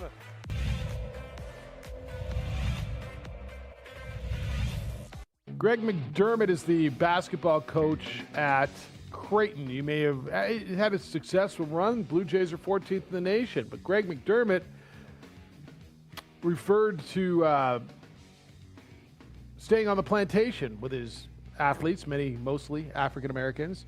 Greg McDermott has been suspended by Creighton University, at least for this week's game or this Sunday's game, and then we'll see what happens going into the Big East tournament. Racially insensitive comments. The opening drive, Jeff Siembieda and J.J. Buck. J.J. McDermott's come out, apologized, said, I own it. I did it. There's consequences. I accept the suspension. I know it's never enough for some, and here's a guy who has coached for a long time, and I don't believe has had any of this sort of stuff in his background accused. He bad choice, like really bad choice. And I'm fine with suspension. I know there's a few people, I don't think a lot, I don't think it's the majority, saying that he needs to resign or needs to be fired. I don't think this should cost the man his job, JJ. I'm down with the suspension. As he said, I made the mistake. There's consequences with mistakes, and you move on. I haven't heard anything from his student athletes. I guess we probably won't until their season's over. Terrence Rencher, who we're familiar with a little bit around here, is an assistant coach on that team. He's an African-American coach, and he's taking over and said, I was offended, but in the past I've never seen anything racist from this coach. Does this feel right to you, a suspension? Should they have just done it immediately? Some people are bothered that it took 2 days for them to get back into town and meet with him, and that he's coached the game since. I think this feels right, especially the way that Greg McDermott is handling it, coming out, taking ownership of it. I don't think he should lose his job over it, especially it feels like this is just one moment where he used weird wording to talk about his team. Like, I don't even think, like, going back in conversation, I don't even think of referencing a plantation, like, ever, if anything I talk about. So it was a weird moment, probably caught everyone off guard, just the connotation behind that word, especially for the black players on that team. So I think, I don't believe he should lose his job for this, because if there was something else, like if this was Greg McDermott and there were a whole bunch of things well, an incident like this would then open Pandora's box, and we'd hear so much more about what is going on and the type of coach he is. But it feels like it was just a bad moment in time. We'll sit out the last game of the season, and you'd assume that he'd be back with his team for the conference tournament. Yeah, and wherever the wording came from, and again, he said, I can't have anybody leave the plantation. Everybody's got to stay on the plantation. And McDermott he said he offered it to resign, and he said his players did not ask for him to resign. That's a tough situation. Do you want the coach to resign? Hell, no. Like who's really jumping up and saying hell yeah at that point? We're going to the conference tournament next week. We're having a great season. And if this is a one-time thing, I mean, who's saying yes? What are you showing me? Alex Smith. Read it to me. I can't read it. Talk. Breaking news: Washington releasing Alex Smith. Didn't that happen yesterday? 2 days ago? We knew it was going to happen. It just wasn't official until right now. All right, that's good TV right there, man. I'll tell you what, though, it's not as good radio. You see it? Well, I try not to interject. No, I appreciate that. I appreciate you looking and finding stuff. I just didn't know what the hell it said. Let me finish the McDermott take here, JJ, because by every account, he's been good for his players, that community, for that program. Like he's been a respected coach. This feels to me, and I said it yesterday, feels like a blip. A bad blip, a bad storm. He takes his suspension and moves on, but it does feel like something he can come back from. Now, we'll find out what it is when they go and recruit, and will this stick with him? But the suspension to me seems right. It doesn't feel like it should cost the man his job. I agree with you in that case. They're addressing it as a team, as a university. And I think what they've decided on makes sense. I think Greg McDermott has really stepped up, just realizing, words matter, especially when they're coming from a head coach. And again, if this was something, if there was like a track record of Greg McDermott, skirting the edges and being this coach that people are questioning, well, this would have been a moment that all that stuff would have rushed out there. And then everyone would have been like, well, now let me tell you about what really happened. And it's not the case. It just feels like a bad moment in time for the coach. All right, here's the statement from the athletic director, Bruce Rasmussen at Creighton. And remember, Creighton's a private school, so there's a little less in regards to what they've got to do publicly than some of these state schools. Quote, after our Creighton men's basketball team returned to Omaha earlier today, Father Hendrickson and I engaged with other senior leaders in dialogue and discussion regarding appropriate sanctions for the remarks made by head men's basketball coach Greg McDermott that were not in alignment with Creighton's commitment to racial equality, diversity, and respect. Coach McDermott and the team have accepted that. Effective immediately, he's suspended from all team activities, including Saturday's home season finale against Butler. Further sanctions remain under consideration, not all of which will be shared publicly. Coach McDermott and our athletic program must use this incident as an opportunity for growth and learning, as clearly more work needs to be done, end quote. Okay? We'll see where that goes. I don't hear a lot of people. I hear a few saying, more's got to be done. I know when something like this, nobody's ever satisfied. I'm not the guy who just, you rarely hear me call for people's jobs, JJ. I'm never a guy, I shouldn't say never. I'm rarely a guy who thinks people need to be out of work. But especially, and I do believe him apologizing, accepting, and and I don't know Greg McDermott, it feels like there is some contrition there, right? It feels like he is remorseful. It feels like, and again, I don't know the man, and I know plenty of, there's going to be the cynics, of course he's saying this because he got caught. That's what he really thinks. You say what you really think. I don't know. So is this the first time he really thought this, or the first time it came out, or the first time it surfaced? Where does the term come from? Maybe it comes from somewhere back in his day.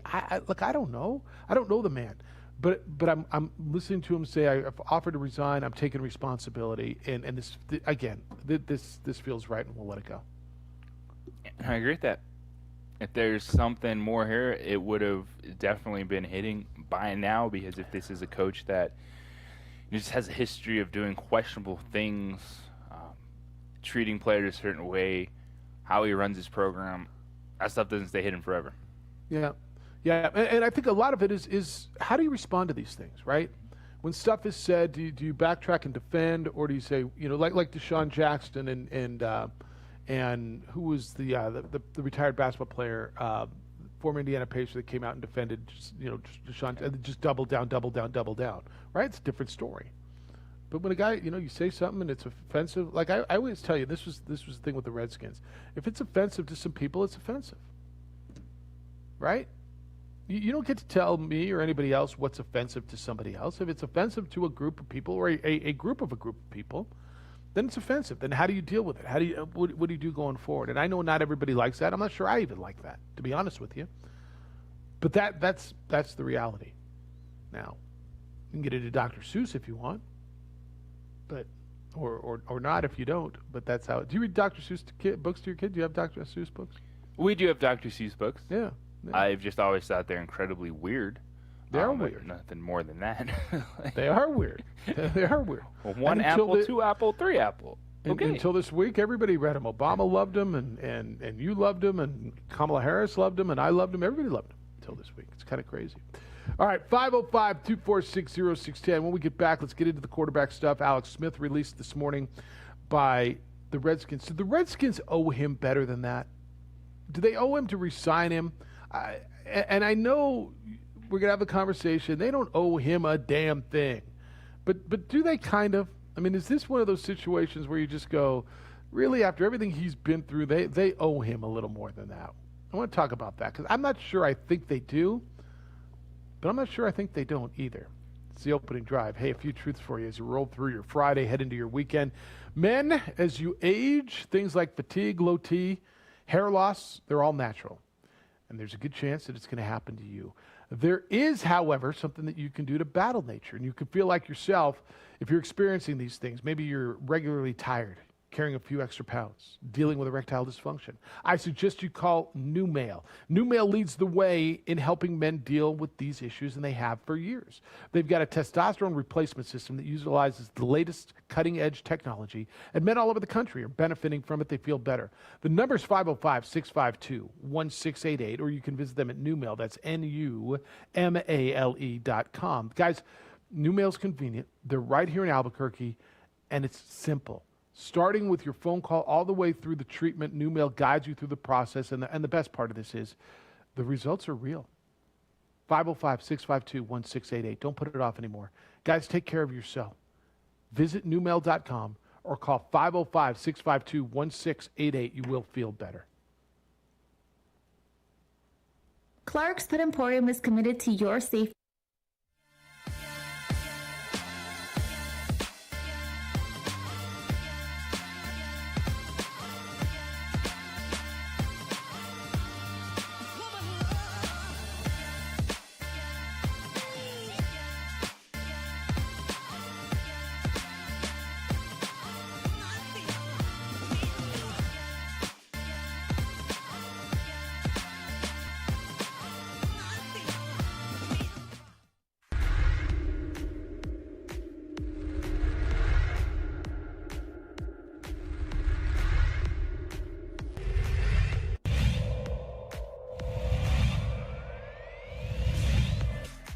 Get a little closer. Oh, instead it's a gorgeous pass. Here's what he'll just shoot it. He's going to go all the way. He's going to fire at the buzzer, and he hits.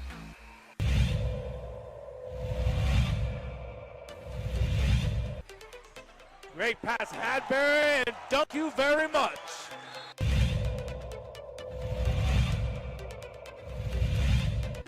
In the district, inside, fly, Eagles! Chavez uses some athleticism, and then Morris down low, able to finish. You called it, Steve, in 10 seconds, and look at this, stripped, stolen Watson. Christian Lucero beats the buzzer! Here's Ian Chavez, the sharpshooter, got it. Said that any better. He answered the question. He On got a another steal one. at the buzzer! Back to back for Chavez.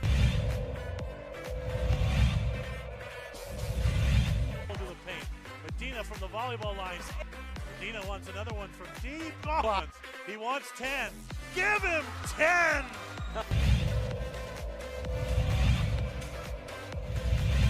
Lewis finds Watson. He's going to finish. One-handed slam.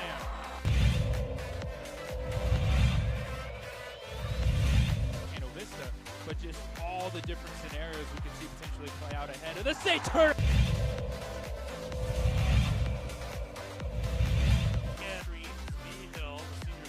Oh! Ho, ho, ho!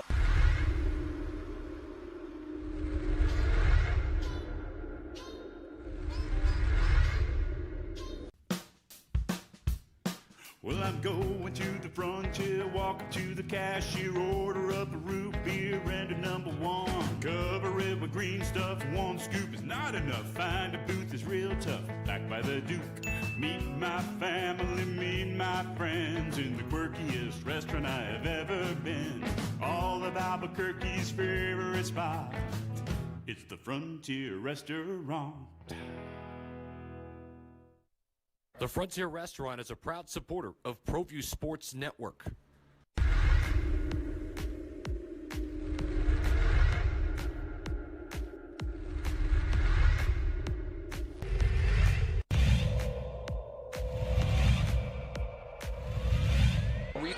Moreno extra pass. And Watson.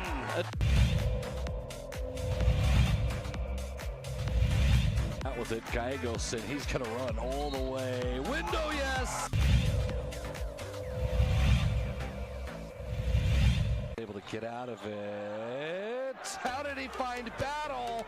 It's to Cunningham, and it... I mean, Ramos' hand. And Ramos puts it up, beats the buzzer!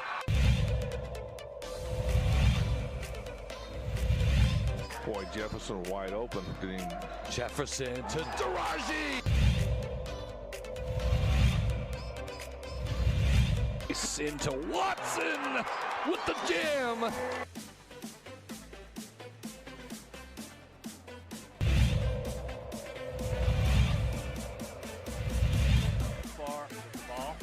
Another steal by Davina Lovato, and here comes Agbaiosi, lob, two-hand hammer.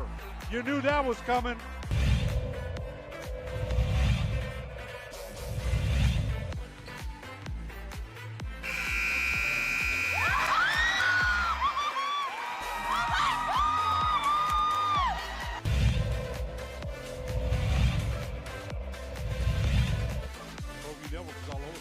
Out the lob, tagged by Osi, the one-hand hammer.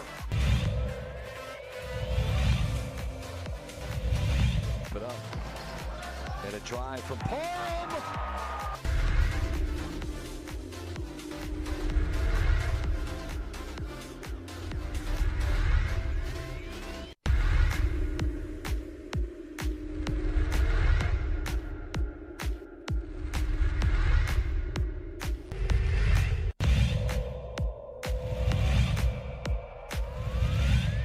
Second field goal, he's got 4 points.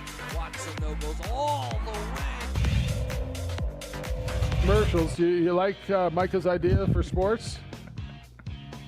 Oh, the graham crackers, the Ritz crackers, what? What's the best cracker? Evidently, it was saltine talk. They heard you in San Diego. Ralph heard you in San Diego. Talking over Sanjay. Saltine What is the talk. best cracker? What is the best cracker? Is it Ritz? Graham. My vote's going Ritz. I think I'm going Ritz too because it's the most versatile. I think it's better than the saltine, although everybody goes to the saltine. Is Wheat Thins a cracker? I think Wheat Thins is a cracker. I do not think that is a controversial statement. I do not believe that rises to the territory of a hot dog, a sandwich level. I think they fit right in there. Built a little bit differently, but cracker nonetheless. Is Cheez-Its a cracker, or is that just like a cheesy snack? It's a cracker. Specifically flavored cracker. That's more but like it's a chip. Yeah, it's kind of where do we draw that? chip and a cracker. Where's the chip in the cracker line? I don't know. Chip cracker. It's a hybrid. It's a chick-cracker. My vote would be Ritz is the best cracker, I think. Although there's some of these new, crazy little. Audra brought over some cracker made out of cheese with the everything bagel seasoning on it, which by the way was phenomenal to dip into the crazy pizza dip that she made for Super Bowl. Oh yeah, dude. Pizza dip. So it was basically pizza without the crust in a dip bowl. And so she melted it all together, and it was pepperoni and cheese and sauce and everything. And it was in a bowl, and it was hot, and it was a dip. And then you took these cheesy bagel everything crackers, and they might have been Ritz. Fantastic. Oh, dude, it was awesome. It was awesome. Yeah, Graham's a good cracker though. Now Graham, you can't make a s'more with a Ritz. I guess you could, but it just wouldn't be the same. That's more sweet as opposed to savory. I think the Ritz though, the versatility, because you can do a little bit of everything. Peanut butter and honey on a Ritz cracker is fantastic, as is cheese, as is anything else. So I think it comes up big in multiple situations. As Alden said, if you're eating soup, tomato soup, probably going to have some Ritz crackers. Yeah. Well, Ralph votes for Triscuit, low in fat and sodium. So you got to throw the Triscuit in there. The Triscuit is a very strong contender in the cracker category. It's a good cracker. It's a good cracker. All right, 505-246-0610. What's the best cracker? Washington football team released quarterback Alex Smith. He's the NFL comeback player of the year. He's 37 years old. He is due to count $24.4 million against the salary cap, and so that was inevitable. It'll save them $14.9 against the cap. He becomes a free agent. He had 2 years left on his deal. Does he sign back there? Does somebody? I mean, he gets a job as a backup somewhere, right? Yes. Does he go back there as a backup? They can re-sign him. Look, his number was too big. I think even he would admit that. I would admit that. I almost feel like. Well, and I don't ever think anybody owes you anything in professional sports. They paid you your money. I mean, they don't owe you a damn thing. But everything that guy went through to come back, and not just come back, but perform to a point where it got them in a position. I don't know. He didn't play the last game of the playoff game. He saved their season. He saved their season, and he got them in that position. He's as good a backup. Like if you tell me Andy Dalton, Alex Smith, right? If we're playing this game, I'm putting Alex Smith at the top or at the upper end of that list. I think he would accept less money to go back there because he's not getting that kind of stupid money. So, I mean. Yes, you can't. We're talking way, way less money. Alex Smith is serviceable, but I don't know if you can count on him. Because those leg injuries that started popping up at the end of the season. I got it. The calf injuries, everything that was associated with the severity of his injury. And it's one that it was inevitable. There's no way you're having him on the roster at that cap number. Just not. But it also, as we look at these situations, why I don't get upset. I'm not mad at players when they request trades because it's a business that goes both ways. Because a team can easily go, nope, you ain't worth this. Peace out. So if players like, hey, this isn't working for me, I want something else, figure it out. And so I think these are kind of the situations that we see and go back and forth on. Because ultimately, yes, Alex Smith almost lost his leg for that football team. They owe him absolutely everything that they should give to him at that point in time. He came back, paid that part of his contract, but unfortunately this is the real business side of it. And you just can't have Alex Smith at this point in time making $25 million on your roster. No. But if he makes 2 or 3 to be your backup, and if he wants to play, and I think that's the whole other piece. Did he prove what he needs to prove? Like honestly. I'm to all guess, of us, absolutely. Well, but I'm going to guess Alex Smith has enough money. I'm going to guess he's got enough money. He was the number 1 overall pick. And Alex Smith probably has a career in whatever it is he wants to do. He's probably made enough money. He's proven that he can come all the way back. He was a starter in the National Football League and an effective one. And he's 37. Does he want to come back? And if he does, JJ, I mean, how much do I need to rely on him? 2 or 3 games? Maybe if my quarterback gets hurt. If I'm Urban Meyer, do I say, do you want to come down and back up Trevor Lawrence and be a mentor to Trevor Lawrence? If I'm Washington makes a ton of sense to me, to be honest with you. If I'm what about Andy Reid in Kansas City, where he was before, and reunite that thing? And Pat Mahomes had such great things to say about him. They had Henne coming off the bench last year when Mahomes got hurt, right? Chad Henne.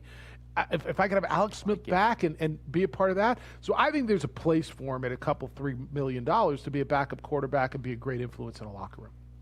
I think Kansas City's fascinating because it doesn't feel like if you're Alex Smith, you look at Patrick Mahomes and you go, okay, like, yeah, this dude was going to take my job. It's inevitable. This guy's fantastic. So but also Kansas City gave him the opportunity to go someplace and be a starting quarterback. Like when they made the move, he went to Washington, continued his career. So that could be a fantastic way for Alex to finish his football career and maybe get a ring, getting a Super Bowl championship team that should be right there on the doorstep again, and maybe get a ring. Sean, good morning. You're on the Quan's Auto Care Hotline. Hello, Sean. Good morning, gentlemen. How's it going? It's that Sean. What's up, man? Good to hear you. Doing well. It was good to hear JJ during the game last night as I was driving home from work. Congratulations to the Lobos. It's a nice win, huh? Since you guys are the Cracker Connoisseurs, that should be a fantastic band name for you guys. Actually, Cracker Connoisseurs. That is good. Where does an oat cake land? Is that a cracker? It sounds like a cake. It's in its name. It's a cake. Is that like with a rice cake? It lands as a coaster. I don't. Cake. What is an oat cake? What's a rice cake? Are they crackers? They kind of are crackers. They're crumbly, crispy things, right? JJ wants to know what is an oat cake? Cracker community. All right, so where do you rank it? Is it better than a Triscuit or a Ritz? No, it tastes like dust. Yeah, so it ranks at the bottom. You answered your own question. But as far as Alex Smith goes, I think Washington, if they could have at least talked about a restructure before they released the guy, right? And maybe they will. Maybe they will. The Chiefs, like you said, make a ton of sense.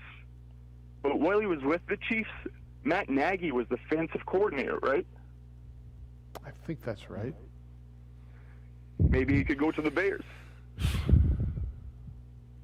Okay. I mean, I think there's a lot of spots. Release than Nick Foles did.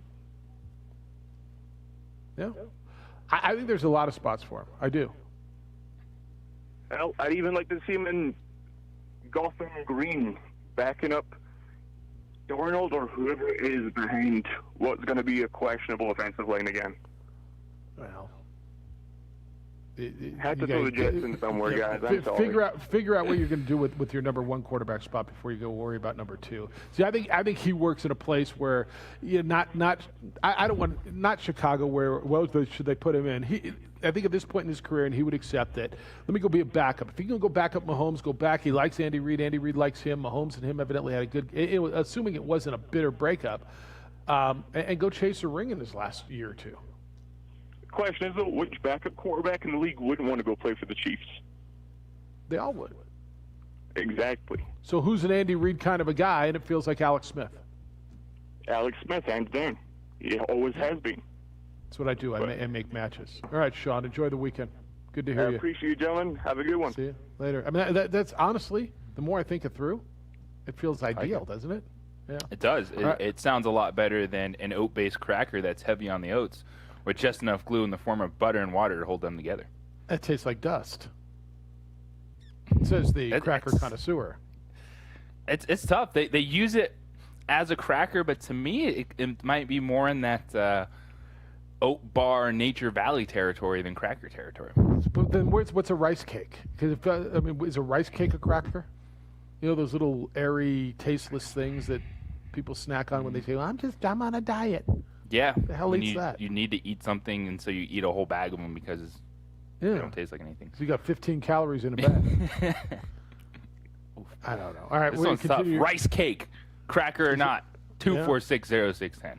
All right, winter is still a little bit of our lives, and it's not good to your vehicle because that cold air pulls the moisture out of your paint, makes it easier to chip, and then there's the sand and the salt and the dirt that sit there for months. That's bad for your paint, too, and the problem is you don't have time to clean it. You don't want to clean it. It's not fun. Don't deal with it. Call On the Spot Automotive Detailing and have them deal with it. You don't want to wait in line at those big car washes. Why should you? You don't have to take your vehicle anywhere, by the way. On the Spot Automotive Detailing comes to you wherever, whenever it is convenient, and they detail your vehicle inside, outside, and when they're done, the stink, the spills, the stain, the dust, the pet hair, it's all gone. It looks like the day you took it off the lot. It smells like that. and it's fun to drive as well. Those big car washes have hundreds of vehicles that go through them every day, and unless they keep those brushes really clean, they can scratch your paint, and they're done in 7 minutes. 7 minutes, boys and girls. How good can 7 minutes be? Not as good as what on-the-spot automotive detailing will do.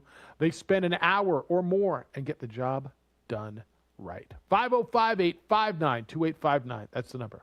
505-859-2859, or visit them at otsdetailing.com. Staples has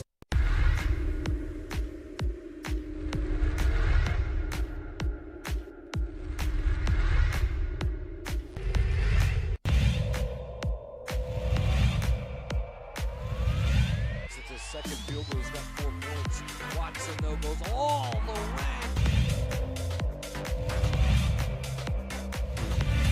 Hit the deck, I should say.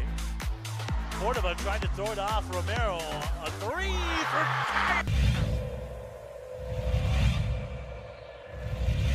Set out to Jutapia. Nice move behind his back. It's a good...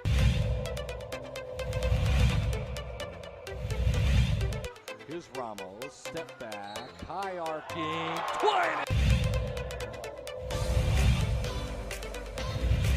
But he needed to get his legs back under him. Ooh, a little kick.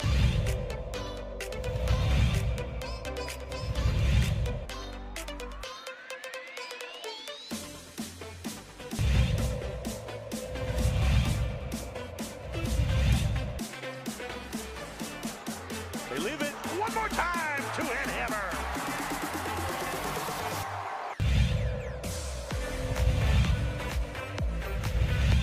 Look at this. They're going to go score again. Look at this. Up top. Yes, and the finish for Akbayosi.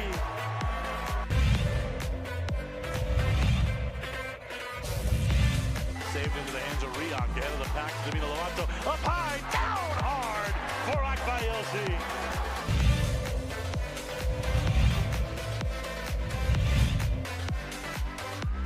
Out of the corner, Casals, the 3-0, Katenge! Let me clean up the mess! He dropped out of the rafters for that one, Steve.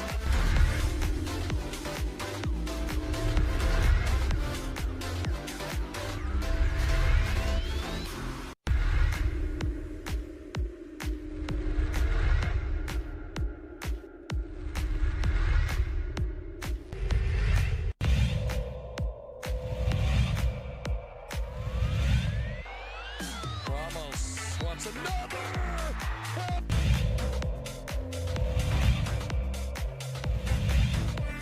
Opportunity here. Martinez shoots, he scores.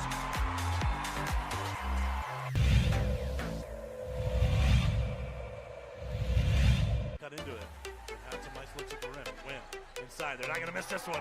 Two-hand hammer from Murillo.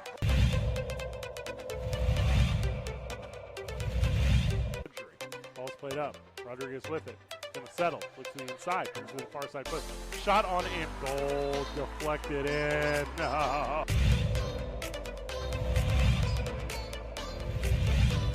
Dorian's gonna go all the way. It was blocked by the rim. Get it out, says Kobe Wade.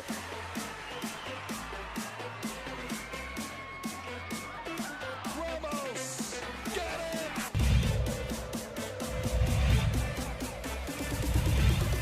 Look out. Ramos, can he chase it down? It was a freebie. Saved it. And then stolen. And somehow Hasbury's got it back. Handoff. Watson.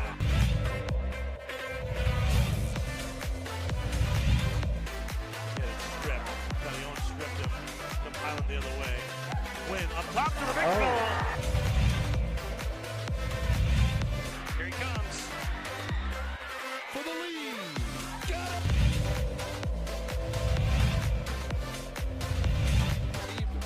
What a great game plan. Look at this. Akbayosi throws it down.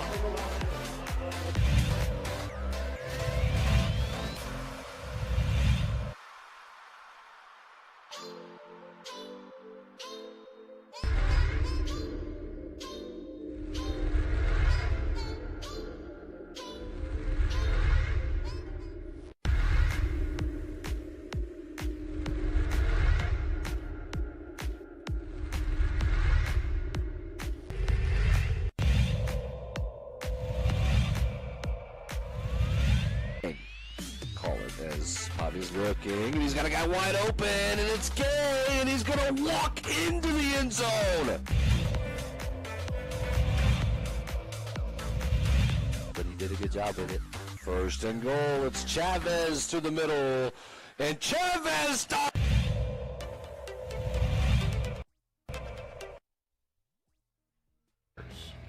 I think they're bite-sized crackers. I mean, what else would you call them? I agree. I don't know what other category they could fit in. They're other crackers. than the cracker category. Yeah, they're definitely Right. crackers. I mean, The they Google have to says be. so. If the Google says so, then it is. Then he said animal crackers, but that's a cookie, right? Oh, no. Animal crackers, not a cookie? No. It's in the name. I know it is, but it's jacked That's up. like rice cake is not a cake. Yeah, rice cake is not a cake. I mean, I'll give you. I think goldfish are cookie or crackers, but I think animal crackers are cookies. Yeah, but they're not like sweet like a cookie. They kind of are though, aren't they? Am I eating a different one? But they're kind of like a graham cracker. Like it's a little bit sweet, but. All right. Now I'll make the argument. The Google's telling me that that it's a small cracker or cookie. You're going either way. Cookie. All right. There's so no the or Google involved. doesn't even know. That's that's crazy. What about wheat thins? I mean, we're on the wheat That's thins, cracker. right? Oat cakes is called a cracker, according to the Google. All right. I mean, I guess. Blue almond thins. Crackers. All right, 505-246-0610. Yeah, what's a cracker and what's not? What's the best cracker? Graham, Ritz. I mean, I don't care about your franchise quarterback. I care about what is the cracker of choice in your cabinet. Of each NFL team. All right, so I think Alex Smith to Washington or to Kansas City makes a ton of sense. Russell Wilson, evidently Seattle is now accepting offers. This is, well, I told you a week ago it's not happening. I went from 5% to probably 60% that it might happen now. Yes, this is bizarre. It's one thing to be frustrated postseason and say, yeah, I want to have a better offensive line. I want the team to be better. Of course. That's what the rest of the NFL is saying outside of Tampa Bay, the stuff that they need to work on. But how it's gotten to this point, and so many things have come out about Russell Wilson, this organization, Pete Carroll and his standing, because he's not going anywhere. He's pretty much the most powerful person in that building. And then the let Russ cook narrative, is it going to be let Russ cook somewhere else? And all of a sudden, every day this goes on that percentage, as you just mentioned, Jeff, it feels like it's going up little by little. I don't get it. I really don't. But it's not for me to get. If you trade him, you got to get something. Like Dak Prescott in return, don't you? New Orleans has nothing to offer you. Chicago's got nothing to offer you. Well, I don't even know how this works, because what we're hearing is next week is going to be a disaster for NFL teams in terms of veterans being cut, because teams can't afford these players. Like, the market is going to be flooded with veteran NFL players, and yet we're sitting quarterbacks. Yeah, but how New Orleans can't fit him in under the cap? I don't think they can. I don't know how they There's possibly no can. team that can do that right now. It's very Dallas. few, and it's not one of the four. So Well, I don't even know if Dallas could. could put him in under the cap. Well, if they could afford Dak at Well, I think there's $37 different million on a rules franchise for tag. franchise players when they're in your building and you can franchise tag them versus acquiring that level of money. What about Chicago? I mean, you're not taking Trubisky back there either. The other thing we got to get into, we're going to do that in the next segment, is this proposed overtime plan for the Ravens have proposed. Have you seen that? By the way, Ralph sent us a picture of the surf today. Feeble, broken up, dropping tide, clean conditions. Best bet surf is late morning as tide starts coming up before the winds shift. And then he said, Sean works, ? He also said rice cakes exist as standalone outcasts. There is no space in crackerdom with the word cake in the title, and they are not welcome in the dessert category of cakes. Award-winning radio. Damn right. I mean, I'm struggling putting something called cake in the cracker category. But they're not cake. Animal crackers? I don't think they're crackers, though. I think they're cookies. Opening drive, award-winning radio for you on a Friday. Oh, glad you're with us on 95.9 FM and AM 610, the Sports Animal.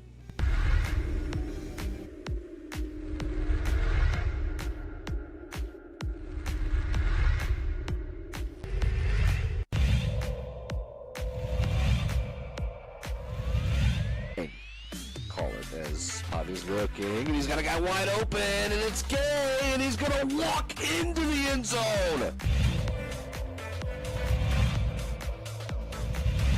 But he did a good job with it.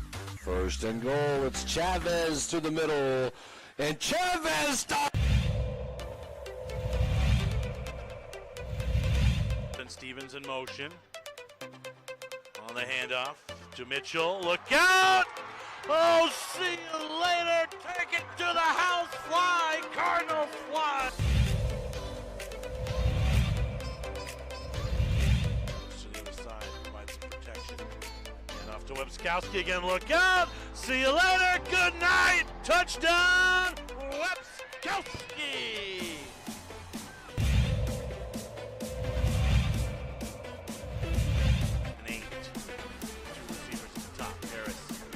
Day. He's going to fire to the end zone. Open man! Touchdown! Wildcat! Not a defender inside. A little bit. Skowski on the sideline! Hasta mañana! He's off to the races! Touchdown! Clovis! Albuquerque this afternoon. 34-24. Late in the third. How about this run? Nice play. Dickerman, he's still on his feet. Touchdown, Wolverine.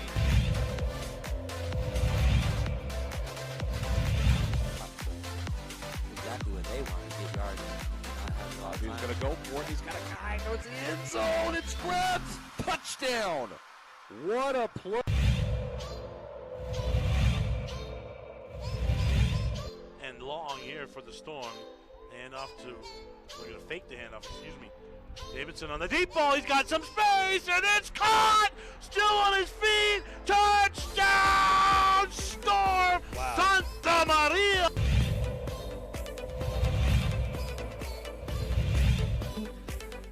And so they'll send one deep and returnable at the 2. Usually Volcano do either a reverse or a fake reverse, and here it is a reverse. And a move to the outside. There is a lane. Look out! Shot out of a cannon. Rodriguez is going to take it all the way.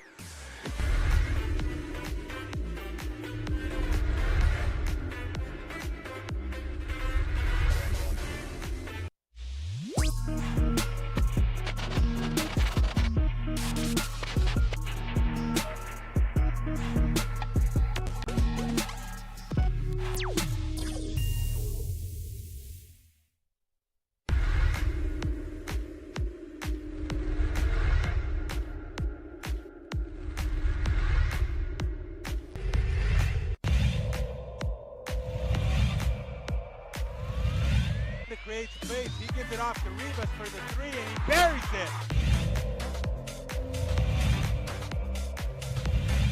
They'll be coming in soon. Double pick set for Avalos.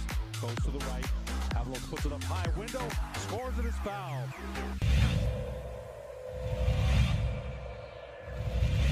Right here by Lewis all the way, coast to coast, and finish. What a... Around the screen. Against White. Step back. It's blocked. JB with the block.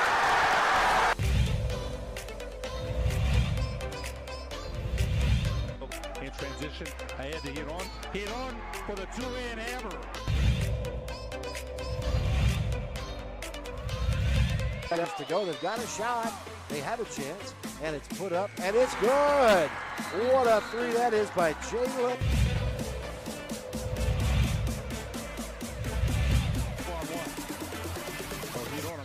Hito puts it up.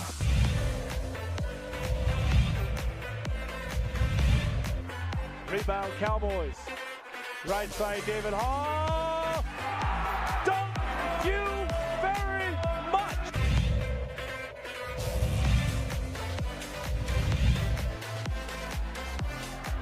Here come the Cowboys. Domina Lovato lays it up. Missed it. Hey, how about it? Dunk you, Luscious. Thank you very much, Raquan Mitchell. Clock at 6. They get it. Barnes Tompkins fires. Yes! Pass up court. This for the win. Blocked by DJ Bustos. Cowboys win. Cowboys win.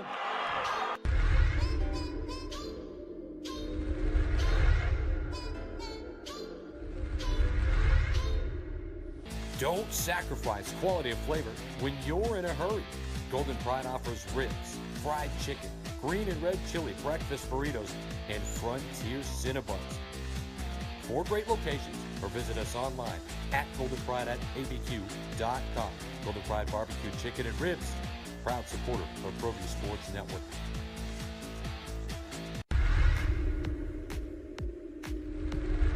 Usual morning lineup. 7 in the morning. 7 o'clock in the morning. 7 a.m. Where have you been? 7 a.m. Where is your brother? Now, voted the best sports show in New Mexico for 5 years running. This is the opening drive with 2-time New Mexico Sportscaster of the Year, Jeff Siembieda, and JJ Buck. Well, in a morning where Lady Lobos are going to play for a conference championship after beating Colorado State in the pit 68-55 last night, in almost a full calendar year, on a morning where high school football is going to return to our state for the first time in over a year, the big conversation is, what is the best cracker? And more so, what is a cracker? It's the opening drive, Jeff Siembieda and JJ Buck. Ritz is coming in at number 1 for us. Over Cheez-Its, over saltines. But I found a list for you, JJ. This is not right. The 8 best crackers of 2021, according to the Spruce Eats. And they're like, the best already? for cheese. The best for cheese. We're barely in March. Jan's Farmhouse Crisps. And the best for brie is Ines Rosales Olive Oil Tortas. And the best whole grain chip is a Triscuit. The best gluten-free chip. The best for hummus. Dude, the best chip for hummus. Kami rice crackers. 37 bones for a box of these hummus crackers.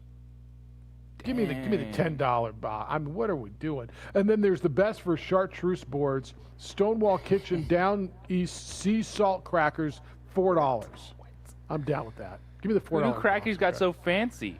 $37 rice crackers, a sturdy gluten-free option with simple flavors of rice and sea salt that are tasty on their own, and best cracker for hummus. $37 for a box of crackers. Eddie Nunez likes Triscuit. How. Should we call Paul Weir and because he's a pink Starburst guy, and Danny Gonzalez. Ooh, Cuban crackers. See, that's got to be in there too. Eddie likes the Triscuits. All right, 505-246-0610. So now there's a little thing when you're interviewing for the position. Bring Triscuits. Happen to have, I like Triscuits. These are fantastic. Bring Triscuits. And is he in what, Jolly Ranchers? Because he is a Jolly Rancher guy. Yeah, he went Jolly Ranchers. No doubt. It's like, Jolly put down your bag, like, hold on, let me grab out my notes. Hey, I got some Triscuits. You want Jolly Ranchers? Jolly Rancher? Tips to getting the job. All right. Hey, I want to talk through this proposed. It sure sounds like the NFL is listening to different ways to tweak their overtime again, right? I don't know that you're ever going to find a completely equitable way. But this proposal by the Ravens, there's 3 new proposals on the table. And this proposal by the Ravens is basically, there's a coin toss. JJ, you and me, I win the coin toss. I pick a spot on the field to place the ball. And I guess it can't be the 1-yard line, or maybe it can. So if I say it's going to be at the 7-yard line, that 7-yard line, we're going that way. You either give me the ball with 7 yards to go, or you take it 93 yards away, and you play football sudden death. It's interesting. I don't know if I like it, but I don't know that I hate it. And as Tony Kornheiser said yesterday, I didn't think I'd like starting the game, the 10th inning with a guy on second base, but it's growing on me. What do you think about this? I don't think overtime is broken. I think it's fine where you play, you kick a field goal, the other team has a chance to match it, or you go score a touchdown, game is over. I think that is fine. The overtime rules work. If you end in a tie, so be it. It very rarely happens. I am for each team at least getting a possession, so I would even like to see that change. Even if you score a touchdown, you get one chance to match it. But I don't think when you look at the NFL football, I know it's that time of year. All these teams are throwing out new rule proposals, what they want to see change. Like, that is the worst thing I don't think it's overtime. So to me, that's the only change that I would make is both teams get a possession, whether you score a touchdown or you kick a field goal.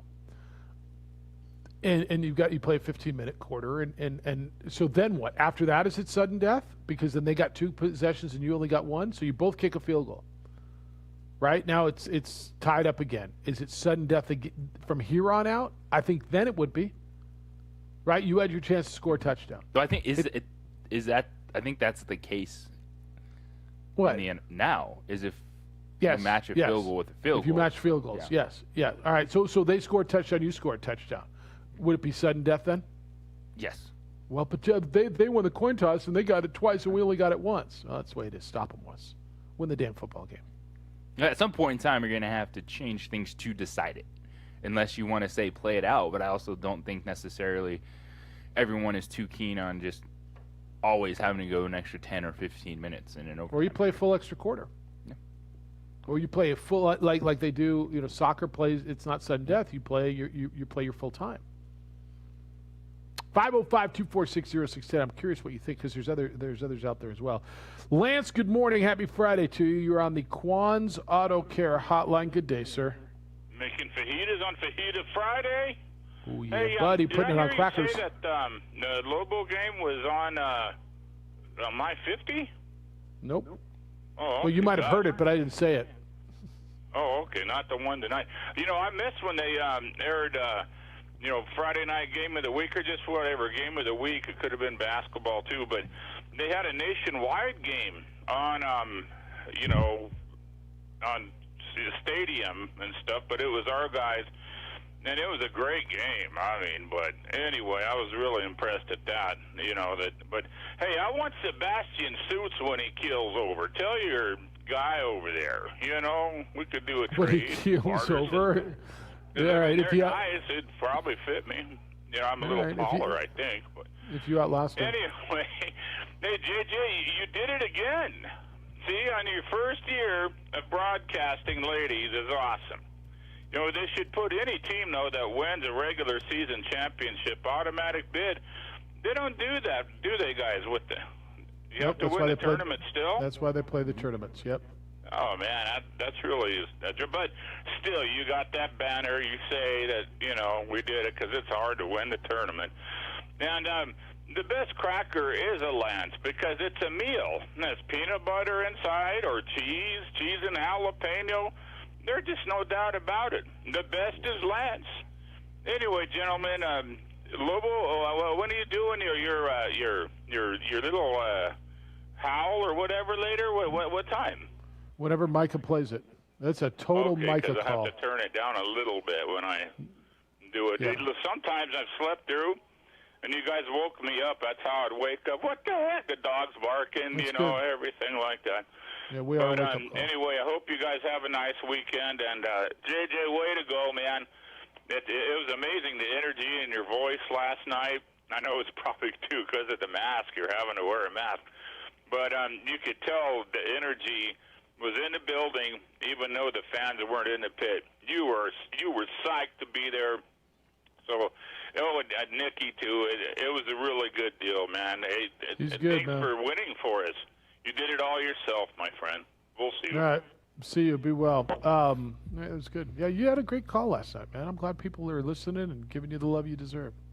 Well, it's the product. Because if the Lobos were really bad, no one would be excited to hear the game at this point in time. So it's, again, credit to this team playing good basketball, making it fun and enjoyable this season.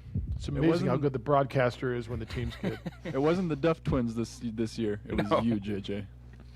potentially one of the first player of the year candidates, Latasia Duff. J.J. Buck, broadcaster of the year, J.J. Buck, first year, and he turned the whole thing around. That's beautiful. 505-246-0610. Come on in. We'll get into ladies if you want. We got the college basketball stuff, the high school policy. We got high school football tonight, too. It's just, here it is, March, whatever it is, 5th, and it's nuts. It's the opening drive. Glad you're with us on 95.9 FM and AM 610. Micah, the sports animal. Well, you know what helps me with that excitement is making sure my health, my energy level is on point. F45 training has definitely done that for me. Getting back in the gym has been huge. And it was a situation I was a little nervous. What is this going to be like? Everything that's gone on. Well, F45 training, they have it on lock. The classes are phenomenal. It's a mix of circuit and high-intensity training. 45-minute classes. Yes, you get that. That's what the 45 stands for. So there's no wasted time. You don't have to worry about putting your own workout plan together. Each class is different. You're doing a different workout every day. It is a lot of fun. It will keep you engaged, and it's for all fitness levels, whether you're someone that's looking to challenge yourself to go to the next level or restart your fitness after the tough year it has been. Check them out at f45training.com. Download the F45 app so you can take a look at the classes they have available here in town. You can sign up for your 7-day free trial to see if it is for you, because once you try it, you're going to be hooked. And if they're still following COVID safe practices, we still have to be healthy in that way as well. So when you book your class, they help maintain class sizes, get you spaced out in the gym, and you're going to feel safe and comfortable getting a fantastic workout. They're located 5920 Holly Northeast. That's Paseo I-25, so good access from anywhere in town. Certified trainers are there to help you along the way. And like I said, don't be overwhelmed. If you're someone that hasn't done training like this, you can still start and work your way up. And you go into the class, all different fitness levels, all different types of people, and it is a lot of fun. So check them out at f45training.com. Download the F45 app. And they're open 7 days a week, which is big because, yes, I've had a busy week. You have as well. So I'm going to catch up. Got mine booked for Saturday and Sunday morning to get those workouts in. Team training, life-changing. I'll see you at F45. Bracketology 101. There are a few things in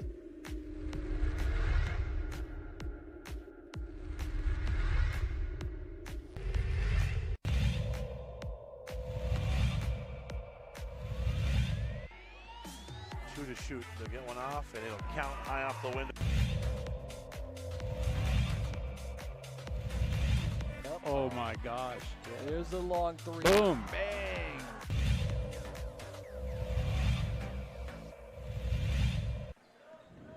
Martinez will beat the buzzer. Got it to go. His Fork drive and kick. Three's in the air. It's good.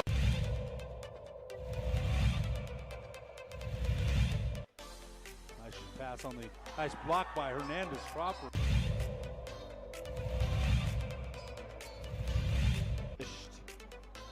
And Brown in the transition. But why not, Steve? Is Corbalan's going to go and he puts it away. And Corbalan wants to put it down. Here comes Mascuchas. Brown, you can't leave him alone. Put it down.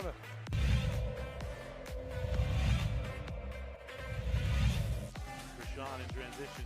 3-on-2. Rashawn going to go all the way. Whoa, Morgan.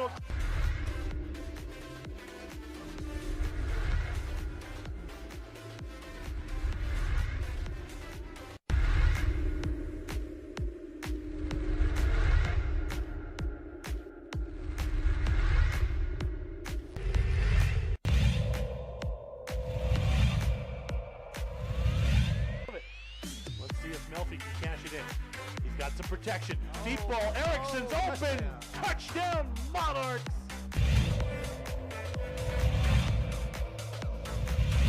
Second and 10. Smith looking, and he's going to fire over the middle, and he's got his guy, and it's another big play.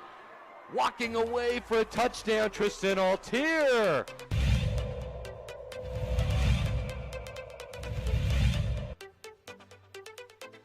hand it off to Chavez. Chavez breaking tackles. Look out. Chavez up the sideline. Stays in bounds. Touchdown. Volcanovic.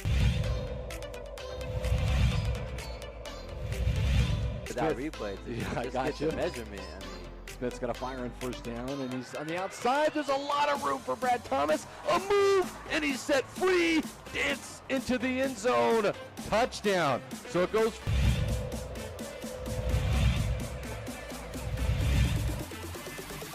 He'll run with it. Stumbling. Gets down into the end zone. And looking to throw it. And he throws it in the end zone. Caught! First and 10 from the 11. And spin move for Smith. Push the B button. Dance into the end zone. He'll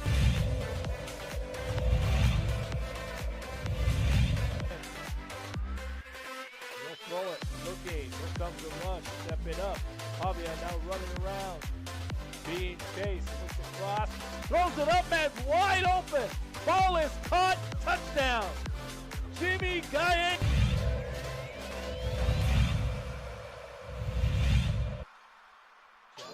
Dropping, looking, stepping up. He's going to run. He's got a lot of green in front of him. To the end zone. Touchdown. Rio Rancho, Isaiah Chavez. Chavez set. He's going to run with it again and dives and...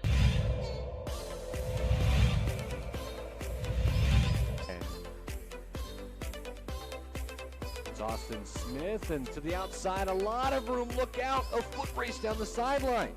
All the way on the first play from scrimmage, Chris. That's a touchdown.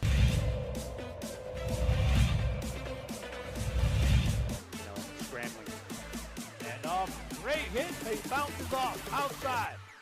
Got some daylight at the 20, the 10, the 5. What an incredible run.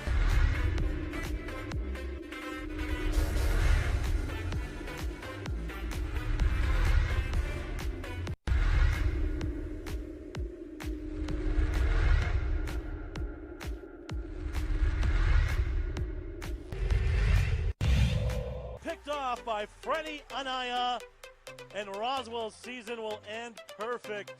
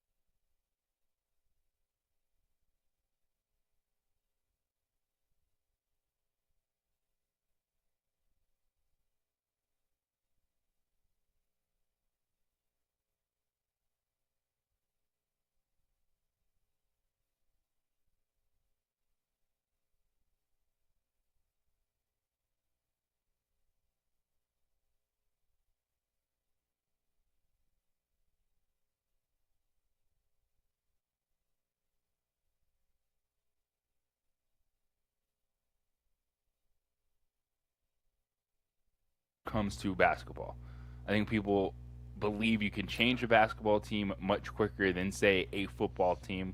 When you look at the marathon, not a sprint conversation, and having a conversation with Cofield and Company, dudes from Las Vegas, on Monday, and he said that Eric Musselman ruined this conference. Like, what Eric Musselman did at Nevada kind of warped the minds of some fans. He came in there, bunch of transfers, blew up right off the bat, boom, and there is the expectation for a lot of people that, oh, you can do that. You can turn things quickly around in basketball, which it's easier to do. If you look at Nevada again this season, Steve Alford hit on 2 good transfers, and they're playing much better basketball. But still, if you're looking for the they overall weren't horrible to consistency- start. When Musselman got there, they weren't horrible. No, but they were not a team that was undefeated, like overall, like winning the conference. So this is an 11th place team that's 2-15. This is, this is the worst team in the Mountain West Conference, correct? Yes. I mean, I don't know how else you describe it. No, Jeff, they're not worse than. Well, they are. They're 2-15. So you're not. I think expectations next year would be a new coach comes in and we finish. This Lobo fans saying middle of the pack. Is that fair? Yeah. Somewhere between 5 and 8. Right? Not a great season, but sure as hell beats. I mean, it's like football, man. Football was 2-10, 2-10. Danny won his last 2 games. All of a sudden, everybody's feeling good about life. He went 2-4, 2-6, whatever the number was. Well, Nevada, the year before Musselman took over, they were 9-22, 5-13. Oh, okay, they were. Who was the coach before him? It wasn't Mark Fox. Who was between Mark Fox and him? David Carter. That's right. All right. Jason says, good job, yay or nay? Good morning, OD. Is the UNM a good job? Yes, it's a good job. It's one of 347 Division I jobs, so it's a good job. But let's be honest. Every fan thinks their job is a good job. The question is, can you win here? So let's answer that question. Since 1980, UNM has had 8 coaches. 6 were fired. 1 was always on the hot seat because he didn't win enough, and Dave Bliss. And 1 left for a blue blood. Does that speak to a winning tradition or winning enough? In 55 years of the pit, the Lobos have been to the NCAA tournament 15 times. Conversely, Weber State has played Division I hoops for 59 years and been to the tournament 16 times, playing in a one-bid league for their entire history. And I guarantee if Weber appeared on UNM's schedule, a Lobo fan would ask, who are these guys? So good job and can you win are very different conversations. Lobo fan needs to realize that you have a good program, but you are no better than anyone else. Your history speaks to being just an okay program. You are UTEP and UNLV without championship banners. 30 for 30. You are UTEP and UNLV without championship banners, 30 for 30 stories or historic relevance. Be humble and be patient. Here's my question. How long after the new coach is hired will he be on the hot seat? Crimsonally, Jason. So those are numbers. Numbers don't lie, right? I hope tell the story. Yeah. Is it a good? It's a good job. It's a passionate fan base. His point: 15 NCAA tournaments in 55 years. I would have guessed more. 15 in 55 years. Can you win here?